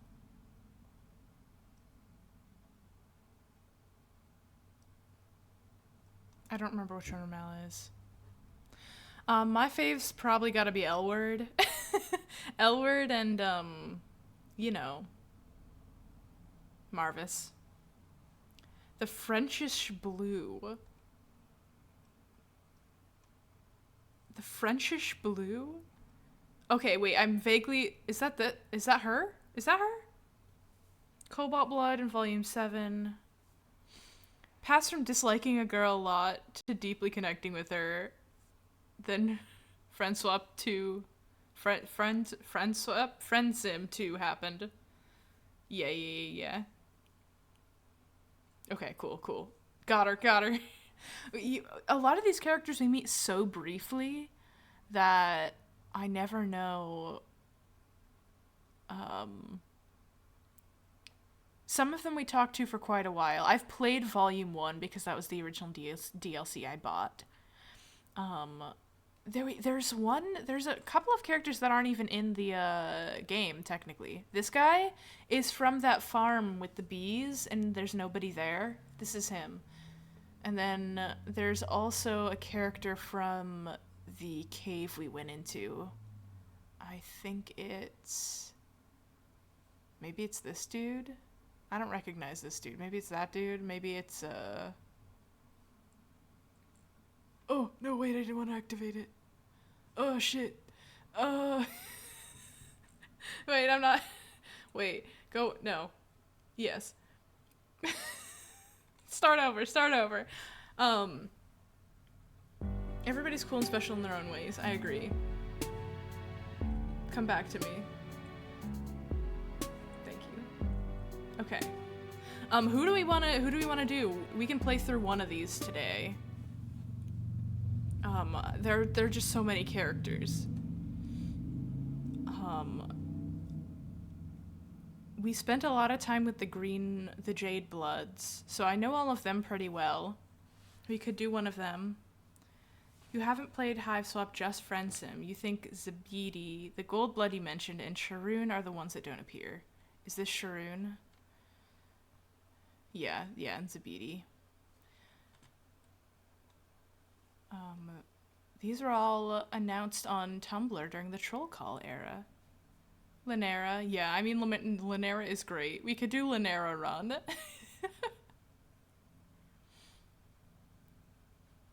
Okay. We could also do, the kid is the one that reads Warrior Cats, which I think could be funny. Daria is really cool. There's also literally Stephen King. There's Rami Malek from Mr. Robot. Could be a fun one. We could start Volume 11. We could also do them in order, but I don't really want to play Volume 1 again because I don't really care about either of those characters. Zabidi's name. As a Spanish speaker, you have trouble. Oh, I don't. Hey, the confusing part about Homestuck is that none of the names are pronounceable to any language. So I pronounce most of the names incorrectly, anyways. I'm just guessing it's Zabidi because he's a bee, so I added the bee sound. Friendsim 2, the fan game. There's a fan game Friendsim? No, I haven't played it. Again, the only Friendsim content I've engaged with is Volume 1 of the official. I haven't done anything else. I've played actual Hive Swap. And that's it. Let's get into here. Because I want to hang out with Rami Malek too. So we can play this. Another night, another long, long walk. Despite the blisters, you've started to truly feel truly optimistic. You've got a lot going for you these days. True, you're still technically a castaway on a hostile planet with absolutely no hope of rescue. But if you're completely honest, Earth was pretty shitty too. Sure, 98% of everyone here is a psychopath who would rip your face off as soon as they look at you, but it's that other 2% that are really gonna make it all worth it. Oh god. Why is Linares so... What is going on?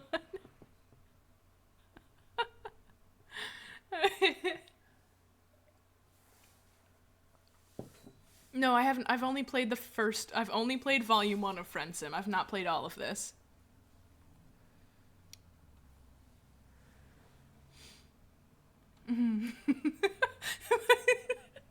Insane women. Thank you, Automod, for marking that for misogyny.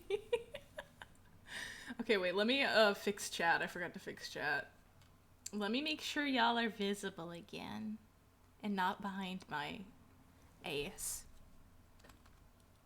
That's good. That's good, right? Oh, they change when I scroll. Well, okay. Look, he doesn't... He just smiles and gets different lighting. She has a whole different pose. It's how much she wants us to have at any given moment. I love both of these characters a lot. Oh my god, Automod, if I allowed it once, let me just... As an insane woman myself, I'm offended, Automod. I know, right? Let women be insane. We support women. Okay. Here we go. We're doing Linera. And then I will maybe have a stream soon where we do Malik as well, so that we can at least cross off one active Friend Sim per year. Oh no, Automod, I love women. Automod, you gotta understand. You've had such good luck making friends lately that you feel almost popular. But at the same time, you feel a strange sense of loneliness that new friendship doesn't seem to penetrate. Maybe being the only one of your species light years away from home is starting to catch up with you. Maybe you're starting to understand why popular kids in movies sometimes seem so sad. A number of trolls now like you, but do any of them truly know you? What you wouldn't give to hang out with someone you have real history with. Someone with whomst you don't have to do an introductory dance of yes, I'm clearly an alien. No, I don't know what's going on. Sometimes someone with whomst you could reminisce about old times. Someone you've hung out with more than once. Right now you're on the outskirts of town and the rocky outcrops surrounding you are familiar. You're pretty sure that the entrance to the brooding caverns is around here somewhere. Your heart beats a little faster. Bronya lives close to here. And talk about history. You two know each other deeply from hanging out once and seeing her again in her ex-mate spirit's hive. So we've already run into Bronya twice if we played this in order. And plus, you have a phone now. You have the power to text first. You get out your phone Conil gave you. Look at you go. Reading alien language and operating alien technology just fine. Does it make sense that you've learned how to read a new alphabet in weeks without anyone teaching you? Yes. Our dear friend Brony. Not really, but maybe your struggles with Spanish class in high school were just a fluke and you've been secret linguistic genius the whole time. Into the brooding caves. Bronya texts you back immediately, giving you directions for how to meet her in the caves. You head down, but before the Jade Blood Hive is in sight, a troll emerges from the shadows. At first you think it's Bronya, but you freeze mid-wave when this new troll steps into the light. Bronya doesn't wear glasses, and she's never glared at you like that. I don't remember what voice I gave her. Oh man, it's been a long time since I played Hive Swap. It's you. I remember you. You were down here a few weeks ago. Oh, that's really loud.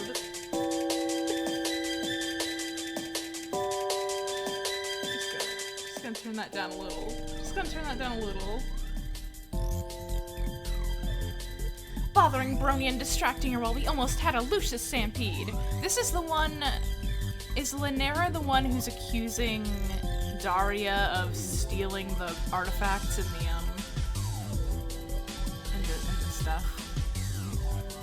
Lanera is the accuser. Okay. Then I got her voice then. Ouch. Is that really how Bronia had described your adventures together? Maybe it's silly for something that small to hurt your feelings when another recent friend nearly got you killed in a clown church.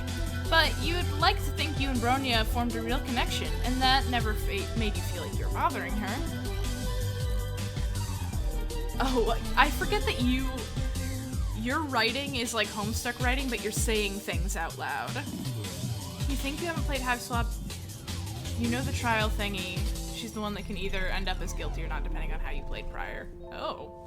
I didn't realize there was more than one ending to the trial. Yes, I believe she ended up guilty in our playthrough. She was the one who was framing, presumably Daria?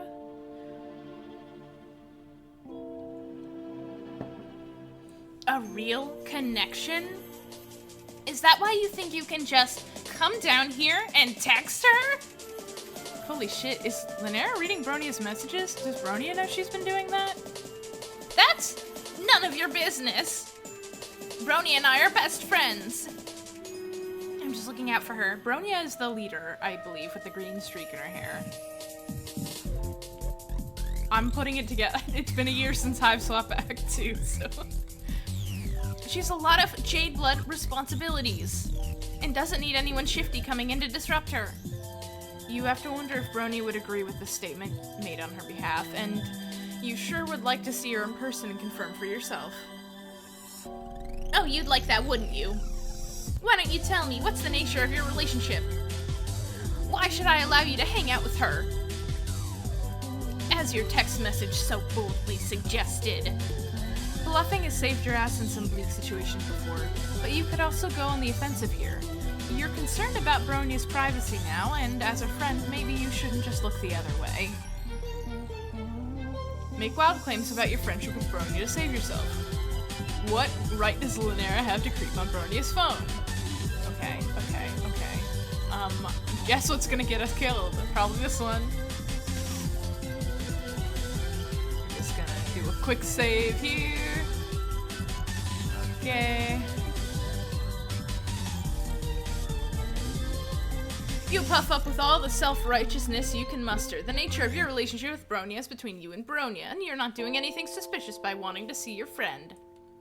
In fact, it seems a lot more suspicious that Lanera is trying to intercept anyone who messages Bronia. What possible reason could she have to justify that? Well, I never. As I said before, I am Bronia's best friend. I take our relationship, my responsibilities as a friend, very seriously. You press the issue, narrowing your eyes and crossing your arms over your chest. Her responsibilities as a friend, huh? Sounds kind of fishy. Fishy? Are you serious right now? Are you really coming down here and making fish puns? Like some kind of sea dweller? That's so suspicious. Who knows what Bronia decided to show you when you tricked her into trusting you? Not that we have anything to hide, but who knows? If you're all associated with sea dwellers, then we have a pretty big problem on our hands, don't we? You've heard of the sea dwellers by now, but none of your friends have talked about them much. Mostly you've gathered that they dwell in the sea. You don't know why it would be extra bad for you to be one of them, but it's clear you need to backpedal. Before you try to disown your choice of fish, related phrasing, Lanera advances on you. Obviously, I can't let you talk to Bronia now. You're way too suspicious. I think you and I should have a private conversation instead. At least your life is uneventful when you're unconscious. We've been kidnapped! Wow, look at this lovely room. Oh god, wow, she's really been doing some murdering, huh? When you come to, you're sitting on a chair with your wrists tied, and your eyes adjust to the darkness, you realize you're in a smaller cave than the big open caverns that led to the Jade Blood Hive. Wow. A light switches on and you can see the cave walls are lined with bookshelves, and there's a desk in the corner. There are lots of books and notebooks and bulletin boards with what looks like outlines and study guides pinned to them. What's happening? What y'all saying in chat? You see your symbol? Wow! This one? Is this you? Is this the bug flower symbol? That's incredible. I wonder if mine's on here. I don't think it is. Although it's been a while since I took the test, right? Maybe it's this one. That one looks familiar to me for some reason. Probably isn't. I don't actually have a troll sona. I have when I made Marlowe's troll sona, when I made Desdemona's troll sona, sorry. I went off of the birthday of the character, and the birthdays of my characters are when I create them originally, so she's a Jade Blood. Desdemona is a Jade Blood. I am not a Jade Blood. I would be a Sea Dweller. I'm a Aquarius. And I've tried to make a troll sona multiple times, and I just can't, like, none of them ever come out quite right, you know? I'm like, this one's supposed to be me. Why can't I get this to look like I want it to? But I forgot what, I do have stuff written down for my code, and I did the quiz. I did the quiz and stuff. You're a Libra. It's hard to properly make a troll sona. I really like yours. Anytime you make a troll sona with the pit crew, you just use the car cat horns because you small. That's adorable. Yeah, I like simple horns. I like simple horns. I don't know what I'd do. Oh, you know what? I did have a dream. Not last night, the night before. Where I was holding my I have an anglerfish squishmallow that's purple. And I was having a dream that I was trying to design my troll sona, and I made her horn the anglerfish horn. It was just one dangler. And then I woke up and I was like, if I'm a sea dweller, that's not a bad idea. What if I base my troll sona off of my squishmallow? I could do it. You're also an Aquarius. Yippee! We can both be sea dwellers together. Fine Stitch. I'm on the cusp between Aquarius and Capricorn, so one day earlier I would have been a clown. One dangler horn is very powerful. Thank you. Thank you, Subconscious Dream Brain. Subconscious Dream Brain for saving me. Sea dwellers, let's go. That'd be a good idea, actually. I think it would be fun, yeah. I'll try to find the sketches that I originally did of my attempts at troll sona and maybe work off of that. Or maybe start fresh, we'll see. But that was my idea. And hey, out of my collection of guys, OCs I've turned into trolls, I don't have a, I have a purple blood, I don't have a violet blood yet. So I can add my own sona to my collection. I'm gonna have 12 eventually, and it'll be very exciting. We'll all love it. Oh yeah, we have the same birthday, Fine Stitch. I forget about this. Yeah, we're both Jan 20 babies. I forgot that we had the same birthday. I know this came up before. Birthday buds! Oh. Yeah, from existing OCs. I love turning my OCs into AU characters. I love turning them into trolls. I love turning them into ponies. Any character I can take and turn into a different thing is so fun to me. It makes me very happy.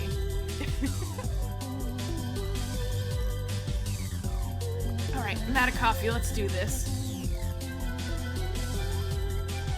And in front of you is Lanera, holding a knife. Oh good, you're awake. This is my study cave.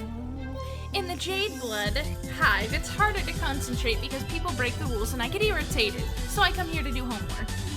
That's all, just homework. When you take a second look at the bulletin boards, you see a lot of what Lanera has pinned up are pictures of Bronya. There are a few pictures of Lanera and Bronya together, but mostly it's just Bronya by herself. And there are even a couple blurry photos of Bronya and Elward. Bronya and Elward? What's going on? What are they up to? What are the gays up to? What are we gonna study here, Lanera? Bronya? Yeah, I guess so. Love a good study cave. Wish I had a study cave for sure, for sure. Blood makes it all the more comfy. What are you looking at? There's nothing to see here.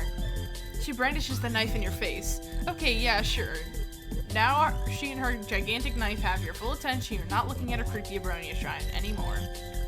I brought you here because your messages to Bronia were highly suspicious. I don't know you and I don't trust you. You could be trying to see Bronia for nefarious purposes, so I brought you here to vet you. Now we can talk about what your real intentions are.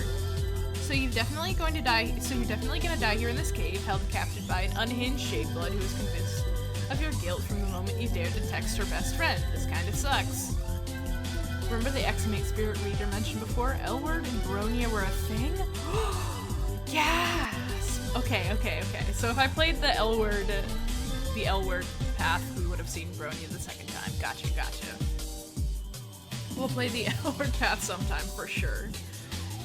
You tried so hard and you got so far, but in the end, it didn't even matter. Oh, come on, stop playing the victim. If anyone is the victim here, it's me. I try so hard to be there for Bronia as her best friend, but she doesn't even... Linnea stops abruptly. You see her lower lip start to tremble before she turns her face away from you. Sharp tip of the knife pointed at your throat droops a bit. Its dejected swing takes it dangerously close to your navel, and you try to subtly lean backwards in your chair. Linnea interprets the noise of distress that escapes your mouth as a noise of sympathy. Excellent, that's great news. Also, reader references funny song. It's fine, though. Really, it's fine. Our friendship is great. I wouldn't change anything about it.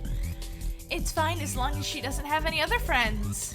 Because I'm her best friend and I should be the only one she needs. Linnea's knife is now completely lowered, pointing at the floor. That gives you some hope. She seems to have forgotten about her Sea Dweller suspicions.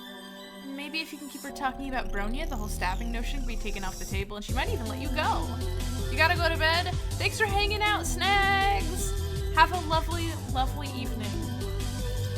Oh, we're being raided. Hello, Mavis the Dark. Welcome in. Here, let me give you a shout out. Can't remember how. Shout out, Mavis the Dark. Is that gonna work? Yeah, we did it! Hi Raiders, happy Homestuck Day! We're playing Hive Swap Friend Sim. We're playing Hive Swap Friend Sim. I'm a variety streamer. I'm not usually a Homestuck, but on Homestuck Day I make an exception. I'm usually a little cow VTuber and I play a bunch of different silly games. Recently a weirdly large amount of visual novels. That's not always the that's not always the collection though. Welcome in. Friend Sim, ooh, yeah. Mavis, if you gotta take a streaming break or anything, you go for it. It's good to see you. Take care of yourself. On 4 and 3 we are all legally stuck in home. Yeah, I cannot leave today. I cannot. I simply must stay. I simply must stay stuck. Ooh. Here we go. You rack your brain for all of the knowledge you have on Alternian, fuck. We serve Homestuck on holidays. Yeah. Thank you, Gummy Frog, you get it. Grab some food before your little guy art stream, but you want to see you today. Yeah, good food, and thank you so much for stopping by. It's good to see you too. Have good, and thanks for bringing your community over. Lovely to meet them. Okay. For all the knowledge of Alternian relationship dynamics that you've managed to compile during your time on this planet, best friends, they have a special word for that, right? You need to tell Linnea that you're sure Bronia doesn't need anyone else. If she and Bronia are Moirails, then Linnea must be very special to her. What? I never said we were Moirails. That's not even the quadrant I want her in. I mean, Never mind. How dare you make assumptions? Hello, nice point again. Ah, shit. Well, all you meant to say is that you thought her relationship with Brony was probably fine, and you figured they must be in a quadrant together because you're a clueless alien. You're bad. Me and Nana are Moirails. Moirail moment. I get why you would think that. Ugh, it's probably obvious that my feelings for her are very red. Lanera hangs her head and her shoulders shake. Tears roll down her cheeks, dripping into her crisp shirt collar and the knot of her jade green tie. You're gonna stain your shirt with your tears. You know how cringy couples do hearts with their hands? We do a diamond with our hands. Oh, yeah! You can do little peace signs that touch. It's an absolute troll and romance nerd. It was analyzing Harut again. This moment makes me notice this lady needs a Moirail, isn't it? Yeah. Lanera needs a Moirail. She's not stable. She needs an actual friend, not just a red obsession. Oh, right, she tied us to a chair. We can't hug her. It's hard because there's no English equivalent term for Moirail, so you never know what word to use for them when you talk to non-homestuck people. Yeah, Moirail is such like an actual human thing. It's weird that it's not like a thing that we have a word for. I guess like a best friend, but like you like sync with each other in a way that is platonic soulmate. Sounds kind of cringy. Yeah, that for sure. Yeah. It's hard to find the right words that feel right, and Moirail is just correct. For any non-homestucks in the chat, troll romance has 4 quadrants. One is like normal love, which is the heart quadrant. The other red quadrant is the red diamond, which is like platonic soulmates. It's like your best friend, and you like talk each other down when you're like having issues, essentially. And then the dark quadrants are clubs and spades. Spades is your like, you hate love somebody, so like your nemesis that you're obsessed with is your spade quadrant. And then I've never understood clubs. I feel like clubs is kind of like a adjacent person you don't really like. that is oh, I think club is like it's like a third wheel that's important. So it's like your nemesis is Moirail would be your club. Is that the dynamic of 2 people changes when a third is introduced? Yeah, so it's like when quadrants of 2 people who are quadranted are together with another person that is quadranted, you need a quadrant to fit that person into. And the club is kind of where that person falls, because it's like you've ruined our whatever dynamic we have by being here, but also you're important for this new dynamic to exist. Basically keeping it kismetitude from getting dangerous, keeping the relationship sane so they don't get to the point of killing themselves. I thought that's what Moirails did.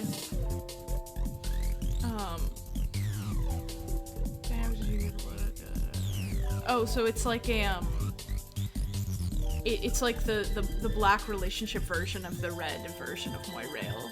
It's just kind of flipped. They have similar functions. Okay. You guys know a little bit more about this than I do. Clubs is the mediator between 2 others. Moirails is 2 people who mediate each other. Now that makes sense. Okay, so like 2 people are in the spade quadrant.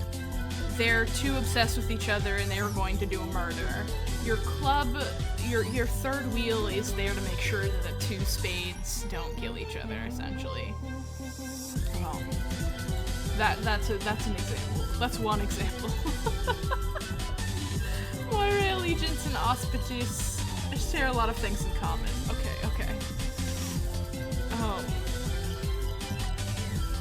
Yep.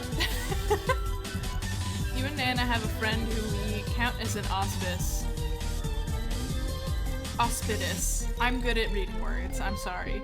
Because this person is a lot emotionally and we keep this person from being hostile together. Wow, that's very nice. Yeah.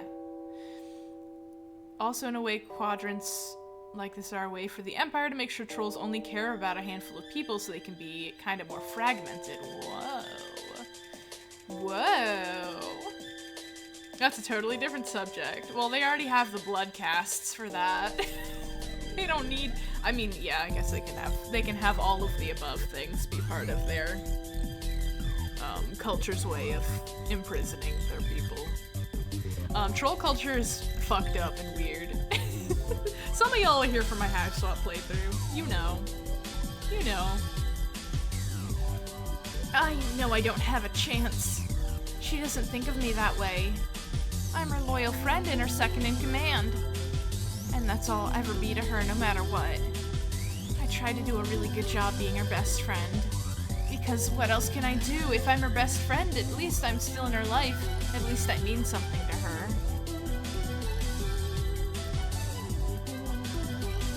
Homestuck obsessed 16-year-old me knew that work with blood for your job, your mind would be blown. Wow, you're doing it. You're really becoming a Homestuck. IRL. Troll society in general is really fucking interesting. Yeah. That said, I'd be so more rails with Lynn. She needs someone who actually helps her, like, deal with stuff. Yeah, because Bronya is certainly not Moirail material to help, because of the state she's in about Bronya. She needs an actual, but she's so hostile to the other green trolls because of her. She needs a friend from a different blood caste, I think. Because part of her, like, hostility is within the group dynamic she's stuck in. Because the cloisters, they're really isolated and they only hang out with each other for the most part. I mean, all of them break the rules, except Lynera. But she needs help. Get some help. Stop. Get some help. Maybe it's the fact that Lynera's knife hasn't come close to any of your major arteries for a hot minute. Maybe it's the tears. Either way, you feel sympathy encroaching on the monopoly that abject terror had previously maintained in your brain's economy. You've acted as a verbal sounding board or a sympathetic ear for some of your other troll friends while they dealt with crises of various kinds. Slipping into the role of therapist for someone who's holding you hostage at knife point is a new one for you, but unfortunately it's not that much of a stretch. It seems like young trolls on Eternia have to deal with a lot of these heavy life issues by themselves, feeling so alone that they're willing to turn to alien strange and help them work things out.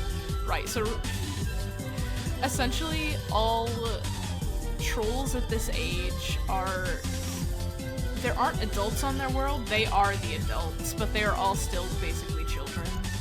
They get sent off to war once they reach a certain age.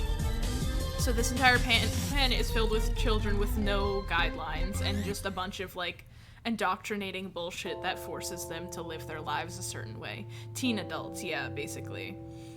It's rough. It's rough. They don't have therapy. They don't have therapy. They have to figure out things for themselves, and there are so many of them because of the way troll reproduction works that it doesn't matter that a bunch of them die before any of them age up enough to go to space.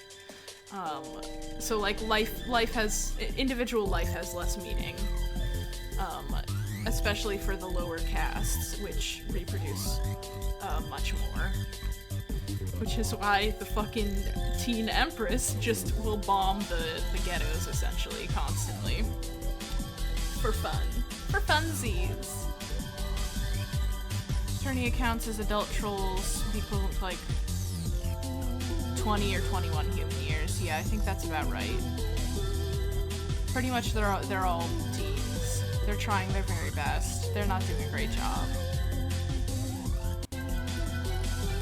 They got that small bug mortality economy. Yes. Yes. That's it. You've got it, Fine Stitch. They are insects, and there are many of them, and they all work for the greater colony. But the greater colony, the queen, the empress, does not have the bug's best interest at heart. That's a good way of putting it. Then again, maybe life is so grim that isolating for human teenagers too. You just never noticed before. Maybe everyone's too mired in their own shit to look up and realize that the moo beast fecal matter is waist high for everyone around them too. You clear your throat and speak with as much consoling gentleness as you can muster while your head still throbs from where Linnea knocked you out. It seems like trying to be Bronia's best friend isn't making Linnea very happy. Of course, it isn't making me happy. I can't keep her from having other friends no matter how hard I try. And she's amazing, of course everyone wants to be her friend. Including you, apparently. You barely even had a chance to miss that knife before it's waving around again. Yikes. Your friendship with Bronia is nothing like her relationship with Linnea, and you don't count as any sort of competition. Bronia is one of many friends to you, and while you cherish and support her endeavors, you appreciate the joy and fulfillment that one can have from having many different friends instead of depending on a single person to meet all your emotional needs. This is a great point.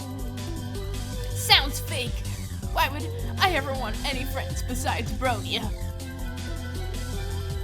She is my whole world! Okay, but it seems like it's painful for Linnea to be relying on Bronia to be her whole world when Bronia isn't doing the same in return. Has Linnea ever talked to Bronia about any of this? No. Never. I'm terrified to tell her how I feel. Being her best friend feels awful. But losing her would be so much worse, and I can't take that risk. But if Linnea never talks to Bronia about her feelings, she'll always be unhappy because she wants more. Even if she thinks it's unlikely that Bronia feels the same way, maybe open communication with her friend could help Linnea process her feelings and move on. You know that Linnea has a big heart, or blood pusher, and that many fine qualities, and she doesn't deserve to be stuck in this unhappy, unrequited relationship purgatory forever. Lynn, darling, please. Wow. You really think I have fine qualities? You try very hard not to think about the glint of that knife. Sure, Linnea has positive qualities. She seems loyal, well-organized, studious, and caring. Some troll out there is going to want some kind of closeness from her that Linnea is looking for, and she owes it to herself to take actions that could lead to happiness instead of being stuck in a sad situation forever. I don't know. And she knows where to find knives. That's so true, Fine Stitch. It's a great trait. Seems to be a consistent trait with rage-bound players. Getting too passionate about something, yet for her that was not a good thing. Yes. She's also adorable when she smiles. Yes, she is. Linnea is very cute. I really like Jade Bloods. Jade Bloods are all so good. Maybe you're right, and maybe you're wrong, but I don't want to move on. Even if I know I should. I just want to be with Bronia forever. Linnea crumples on the ground, dropping the knife and sobbing into her hands. It's hard to watch someone in this much distress and not want to help them. But on the other hand, her misery has distracted her, and this might be your only chance to try and escape. Alright, well, we're gonna save again here. It's a choose your own adventure, so we have to change it, save at every split. I'm gonna try to choose all the bad options first. Let's do all the, let's fuck up a bunch of times and see how fast it takes for us to die, and then we'll come back and have a good ending. How does that sound? Attempt comfort is such a funny prompt. Okay, let's attempt escape. You look around to see if there's anything within reach that you could use to free your bound hands. On the desk a few feet away, you spot a spiral-bound notebook with a nasty-looking edge on its binding. You scoot your chair over, doing your best not to make any noise, but Linnea is too busy wailing to notice regardless. You get a hold of the notebook and saw through the ropes on your wrists. It was so hard to watch her and Elward together. Elward doesn't deserve her. She was so mean. I know she's a cerulean, but I swear if she shows her face in the caverns again, I'll go straight for her primary spurt artery. I'm a longtime reader of Choose Your Own Adventure books. I have a system. I'm built in. I'm built for this. That's a good reminder that Linnea is dangerous. You saw faster. And success, your hands are now untied. Linnea's back is turned while she gets up from the floor. Take a quick look at the notebook in your hands. Seems to be a carefully annotated and organized scrapbook diary. chronicling Linares' friendship with Bronya. On one hand, it's a bit creepy in the context of how you're still held hostage by the person who made this, but on the other hand, it does pull at your heartstrings. Keep a firm grip on those heartstrings because you've still got to get out of here. When Linares turns back to face you, you leap from your chair, brandishing the scrapbook in front of you like a shield. If she comes any closer with that knife, you can destroy the scrapbook in an instant with your acidic spirit. That's right, your alien anatomy has destructive powers that can vaporize Linares' precious Bronya memories in seconds. Wow! Goodbye, Boba Boy! Have a great rest of your homestuck day. Thanks for hanging out. It's been a good time. Little guy biz to attend to. Hell yeah, hell yeah. Good luck out there in the world. No, you can't. What are you doing? How dare you touch that book? For a terrifying second, you think she might lunge at you, but Linares steps to the side, giving you a straight shot to the cave exit. As you scuttle your way towards freedom, you remember your phone. Linares took it from you when she knocked you out. You don't know how you could possibly get another one. No way. I'm not giving you anything that you might use to contact Bronya. I won't have you messaging her behind my back and trying to replace me as her best friend. Seems like nothing you said when you were tied up had any impact on her at all. Maybe forcing people at knife point to be your therapist doesn't result in quality therapy. You feel bad for her, but it's time to break out the big guns. If Linares doesn't return your phone, you will find another way to reach Bronya, and you'll tell her everything. Not only the lowdown on Linares' stalking and kidnapping tendencies, but also on the truth about Linares feels about her. Linares gapes at you, her eyes fill with tears again, but she hands over your phone. I can't believe how cold you are. I thought maybe we were bonding, and maybe I could start to trust someone other than Bronya. But you didn't mean a single word of all the things you said. Linares' face twists and contorts between rage and grief. When you make the phone scrapbook trade, she drops the knife in her other hand and clutches the scrapbook to her chest, like it's one of the wrigglers in a jade blood nursery. You don't feel guilty for doing what you had to do to escape unharmed, but you can't help to wish you'd been able to actually help her. It's clear to me now. Bronya is the only friend I will ever have. Yay, we got an ending! Aww. So sad.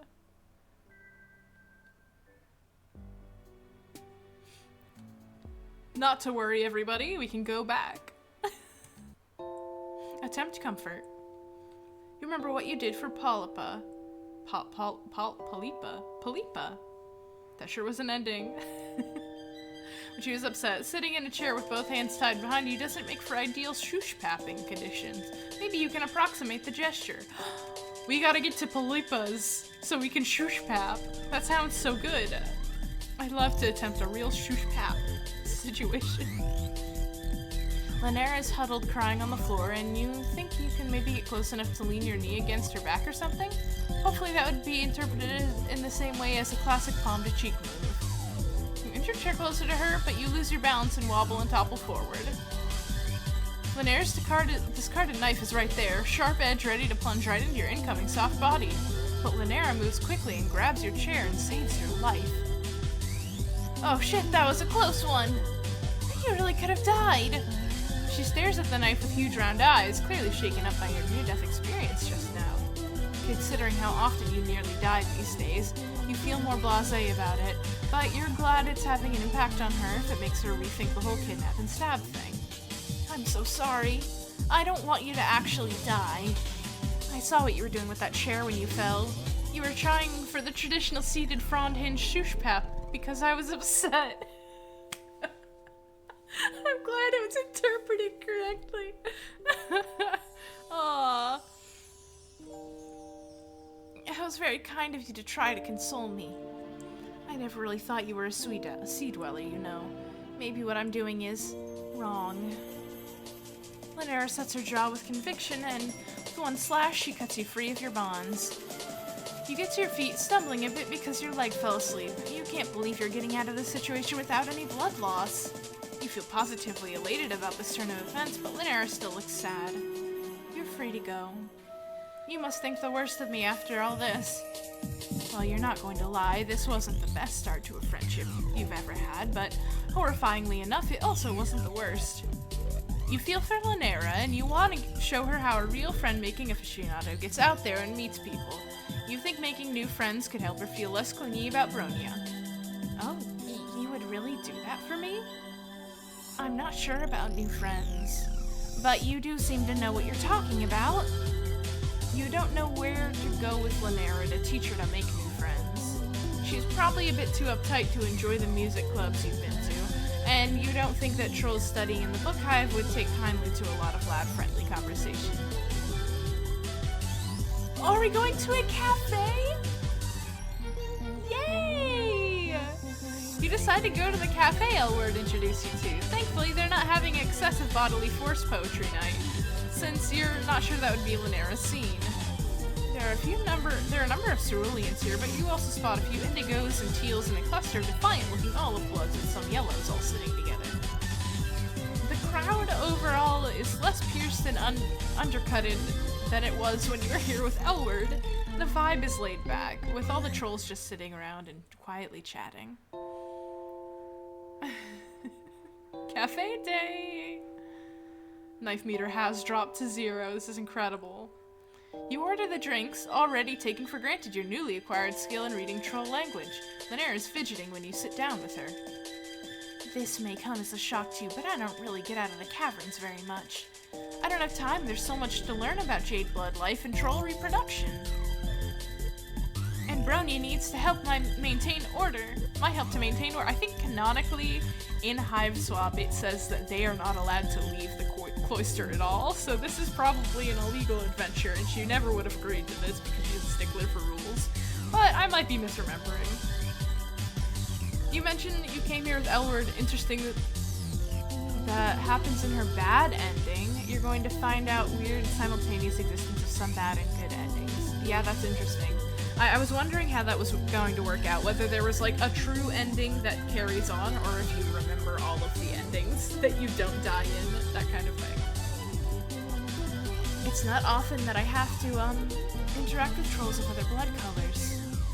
You're not sure what's making her uncomfortable. The trolls around here are lower than her on the hemo spectrum.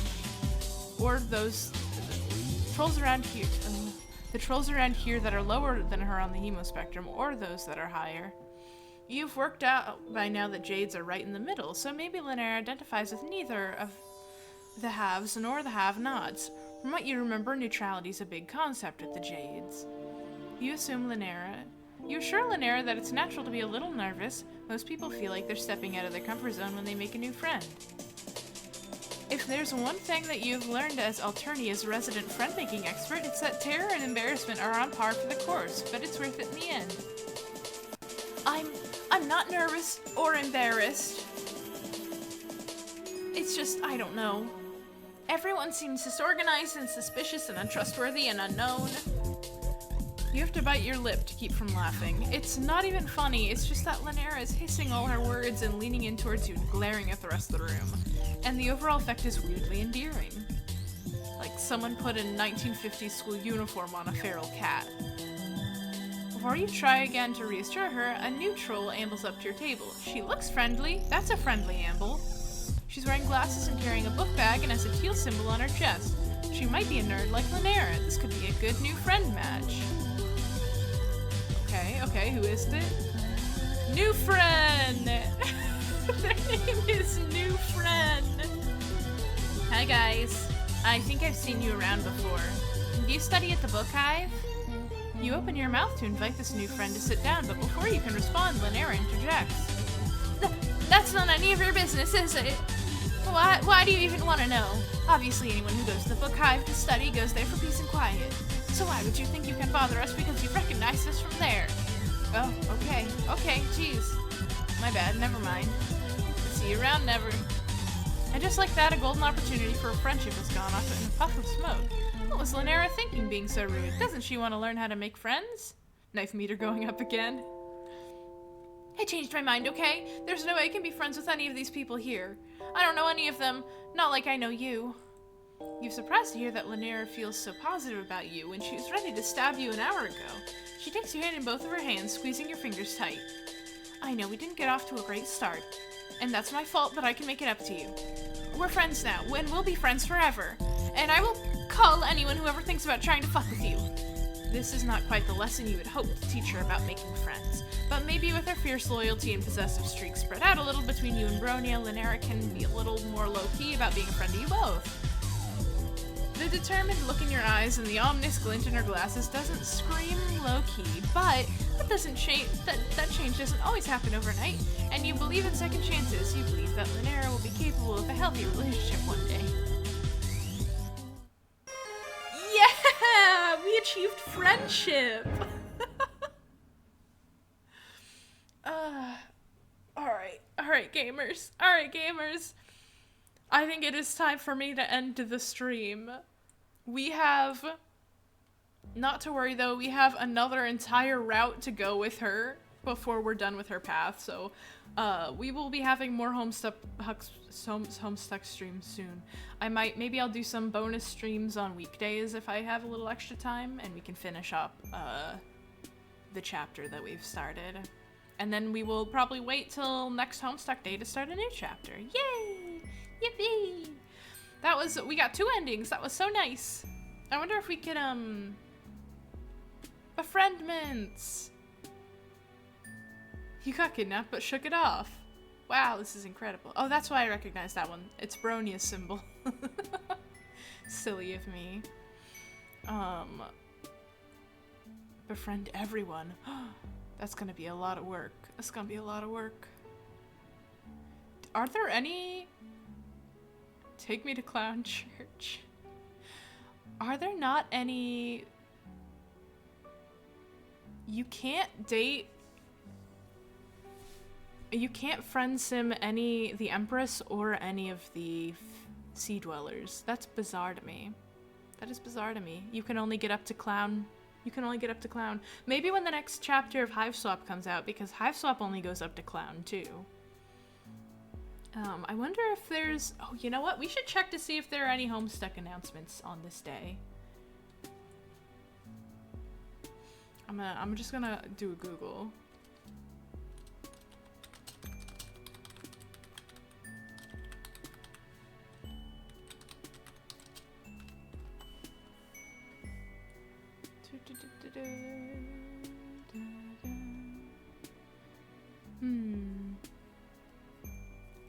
I'm not seeing anything in particular.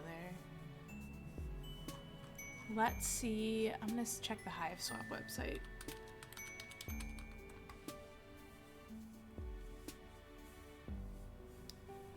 Is there a news page? Act 1, Act 2, Xena Zodiac Press. That's not what I needed. Facts? No. Act 2? Let's look up Hive Swap Act 3.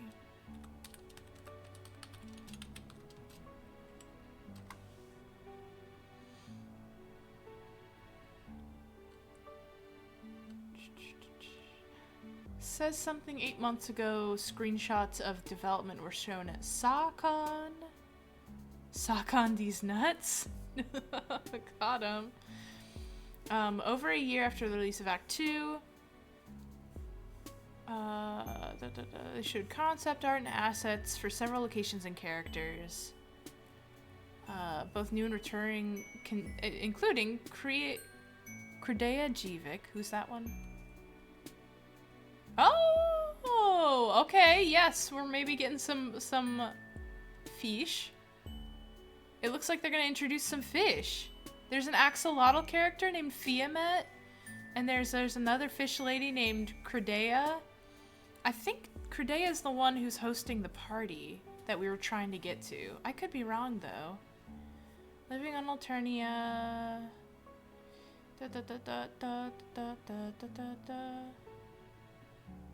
Jivik Week. Yeah, she hosts Jivik Week. So we're gonna start interacting with fish. She does look cool. Yeah, she looks like a pop star. She's a cutie. I hope she's chill. It seems like the Violet Bloods are usually chill. It's like, you got murder clowns, chill fish people, Empress. There's like, It just gets real wild from there. So it's in progress. There's no announcements or anything today about new game. We'll keep an eye on it. I have a feeling that we're going to start getting more updates to Friend Sim, though, as more progress is made. Wanshi has the same symbol as me, I'm realizing now. Wanshi is the Warrior Cats fan. Warrior Cats fan and Desdemona have the same troll call symbol. Incredible, incredible.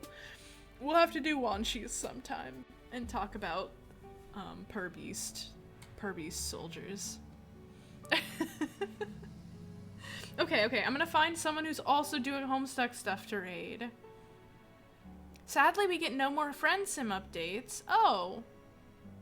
Is that official? That's weird. That seems like something that they wouldn't decide on a whim. Let me look for someone to raid. We're gonna poke around the internet. Is anybody that I know doing Homestuck stuff? It looks like Bubble Boy is playing Legend of Zelda. Tiefling Fen's doing art. Are you doing Homestuck art, Tiefling Fen? No. Tiefling Fen is doing Pokemon art. Let's see. It doesn't look like anybody that I follow is doing anything Homestuck related, so I'm gonna look up someone else playing Friend Sim.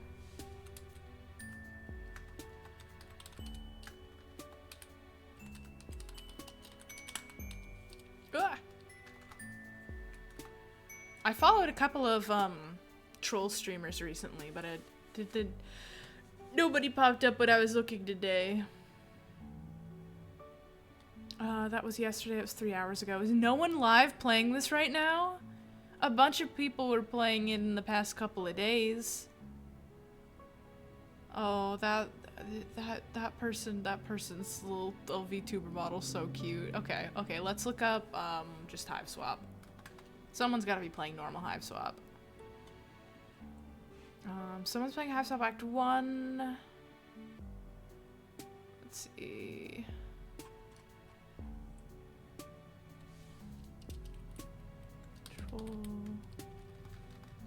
Homestuck.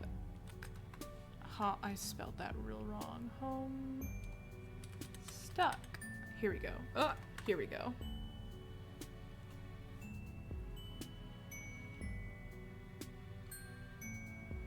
This person is tagged as Homestuck. That person's reading Homestuck. These people are also reading Homestuck. Let's read Homestuck today. Let's play some Suburb.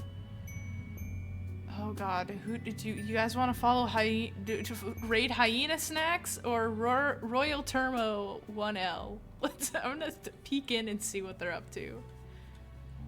I'm getting an ad for Nature's Way. That's cool. I'm vibe checking both of these people and we're gonna pick one.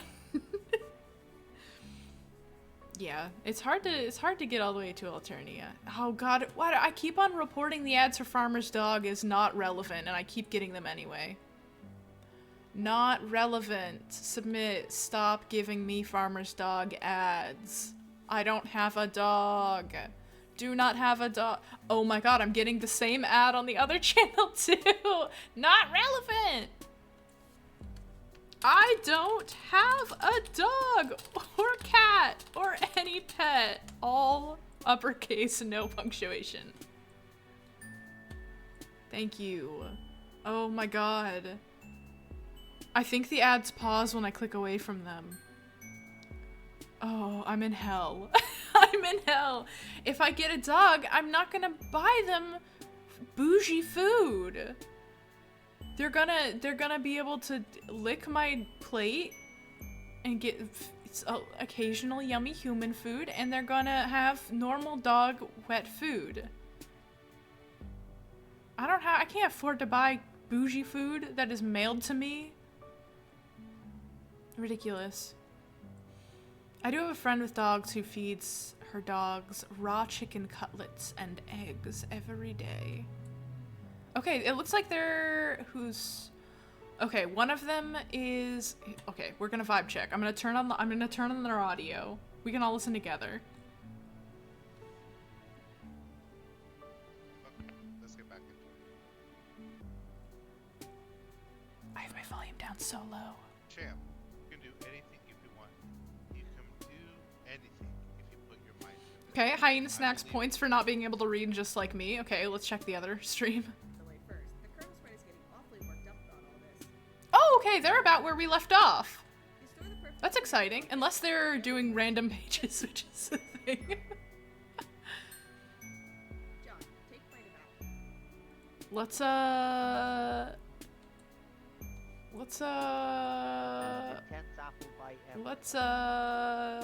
raid Royal Turmo. I think Royal Turmo is gonna be the vibe. This is homestuck, maybe. People feed their dogs grade A beef. Hey, I don't think your dog needs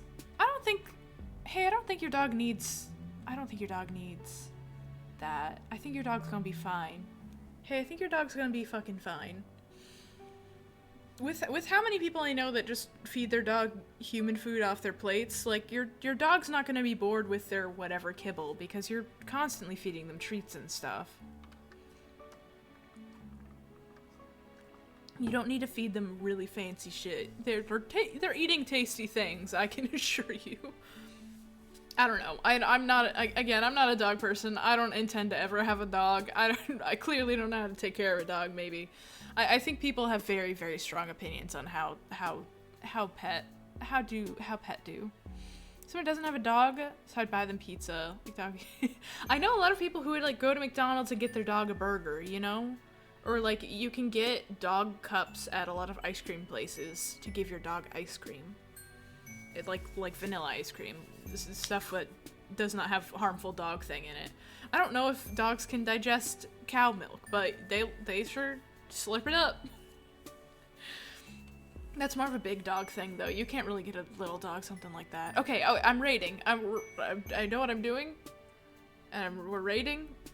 Let's see if we can. Some people have raids from strange channels blocked. Okay, it's working, I think. Here we go, starting raid. Dogs are usually normal with small amounts of dairy. Yeah, but like a whole dish of ice cream? A whole dish of ice cream? Seems like a lot. Thank you for coming, Bugflower. Reminder to go see Bugflower's really cool animated video. Because it's very good, very homestuck, and it was the first thing I watched when I woke up this morning, and it was a delightful way to start the day. Thank you for coming, Gummy Frog. Thank you for coming, Fight Stitch. Thank you for coming, everybody who stopped by. I did have a really lovely rest of your homestuck day, and be nice to people who are rating. They seem lovely. That is all. I will see you all probably not streaming tomorrow. So I'll see you all on Thursday next week. Goodbye!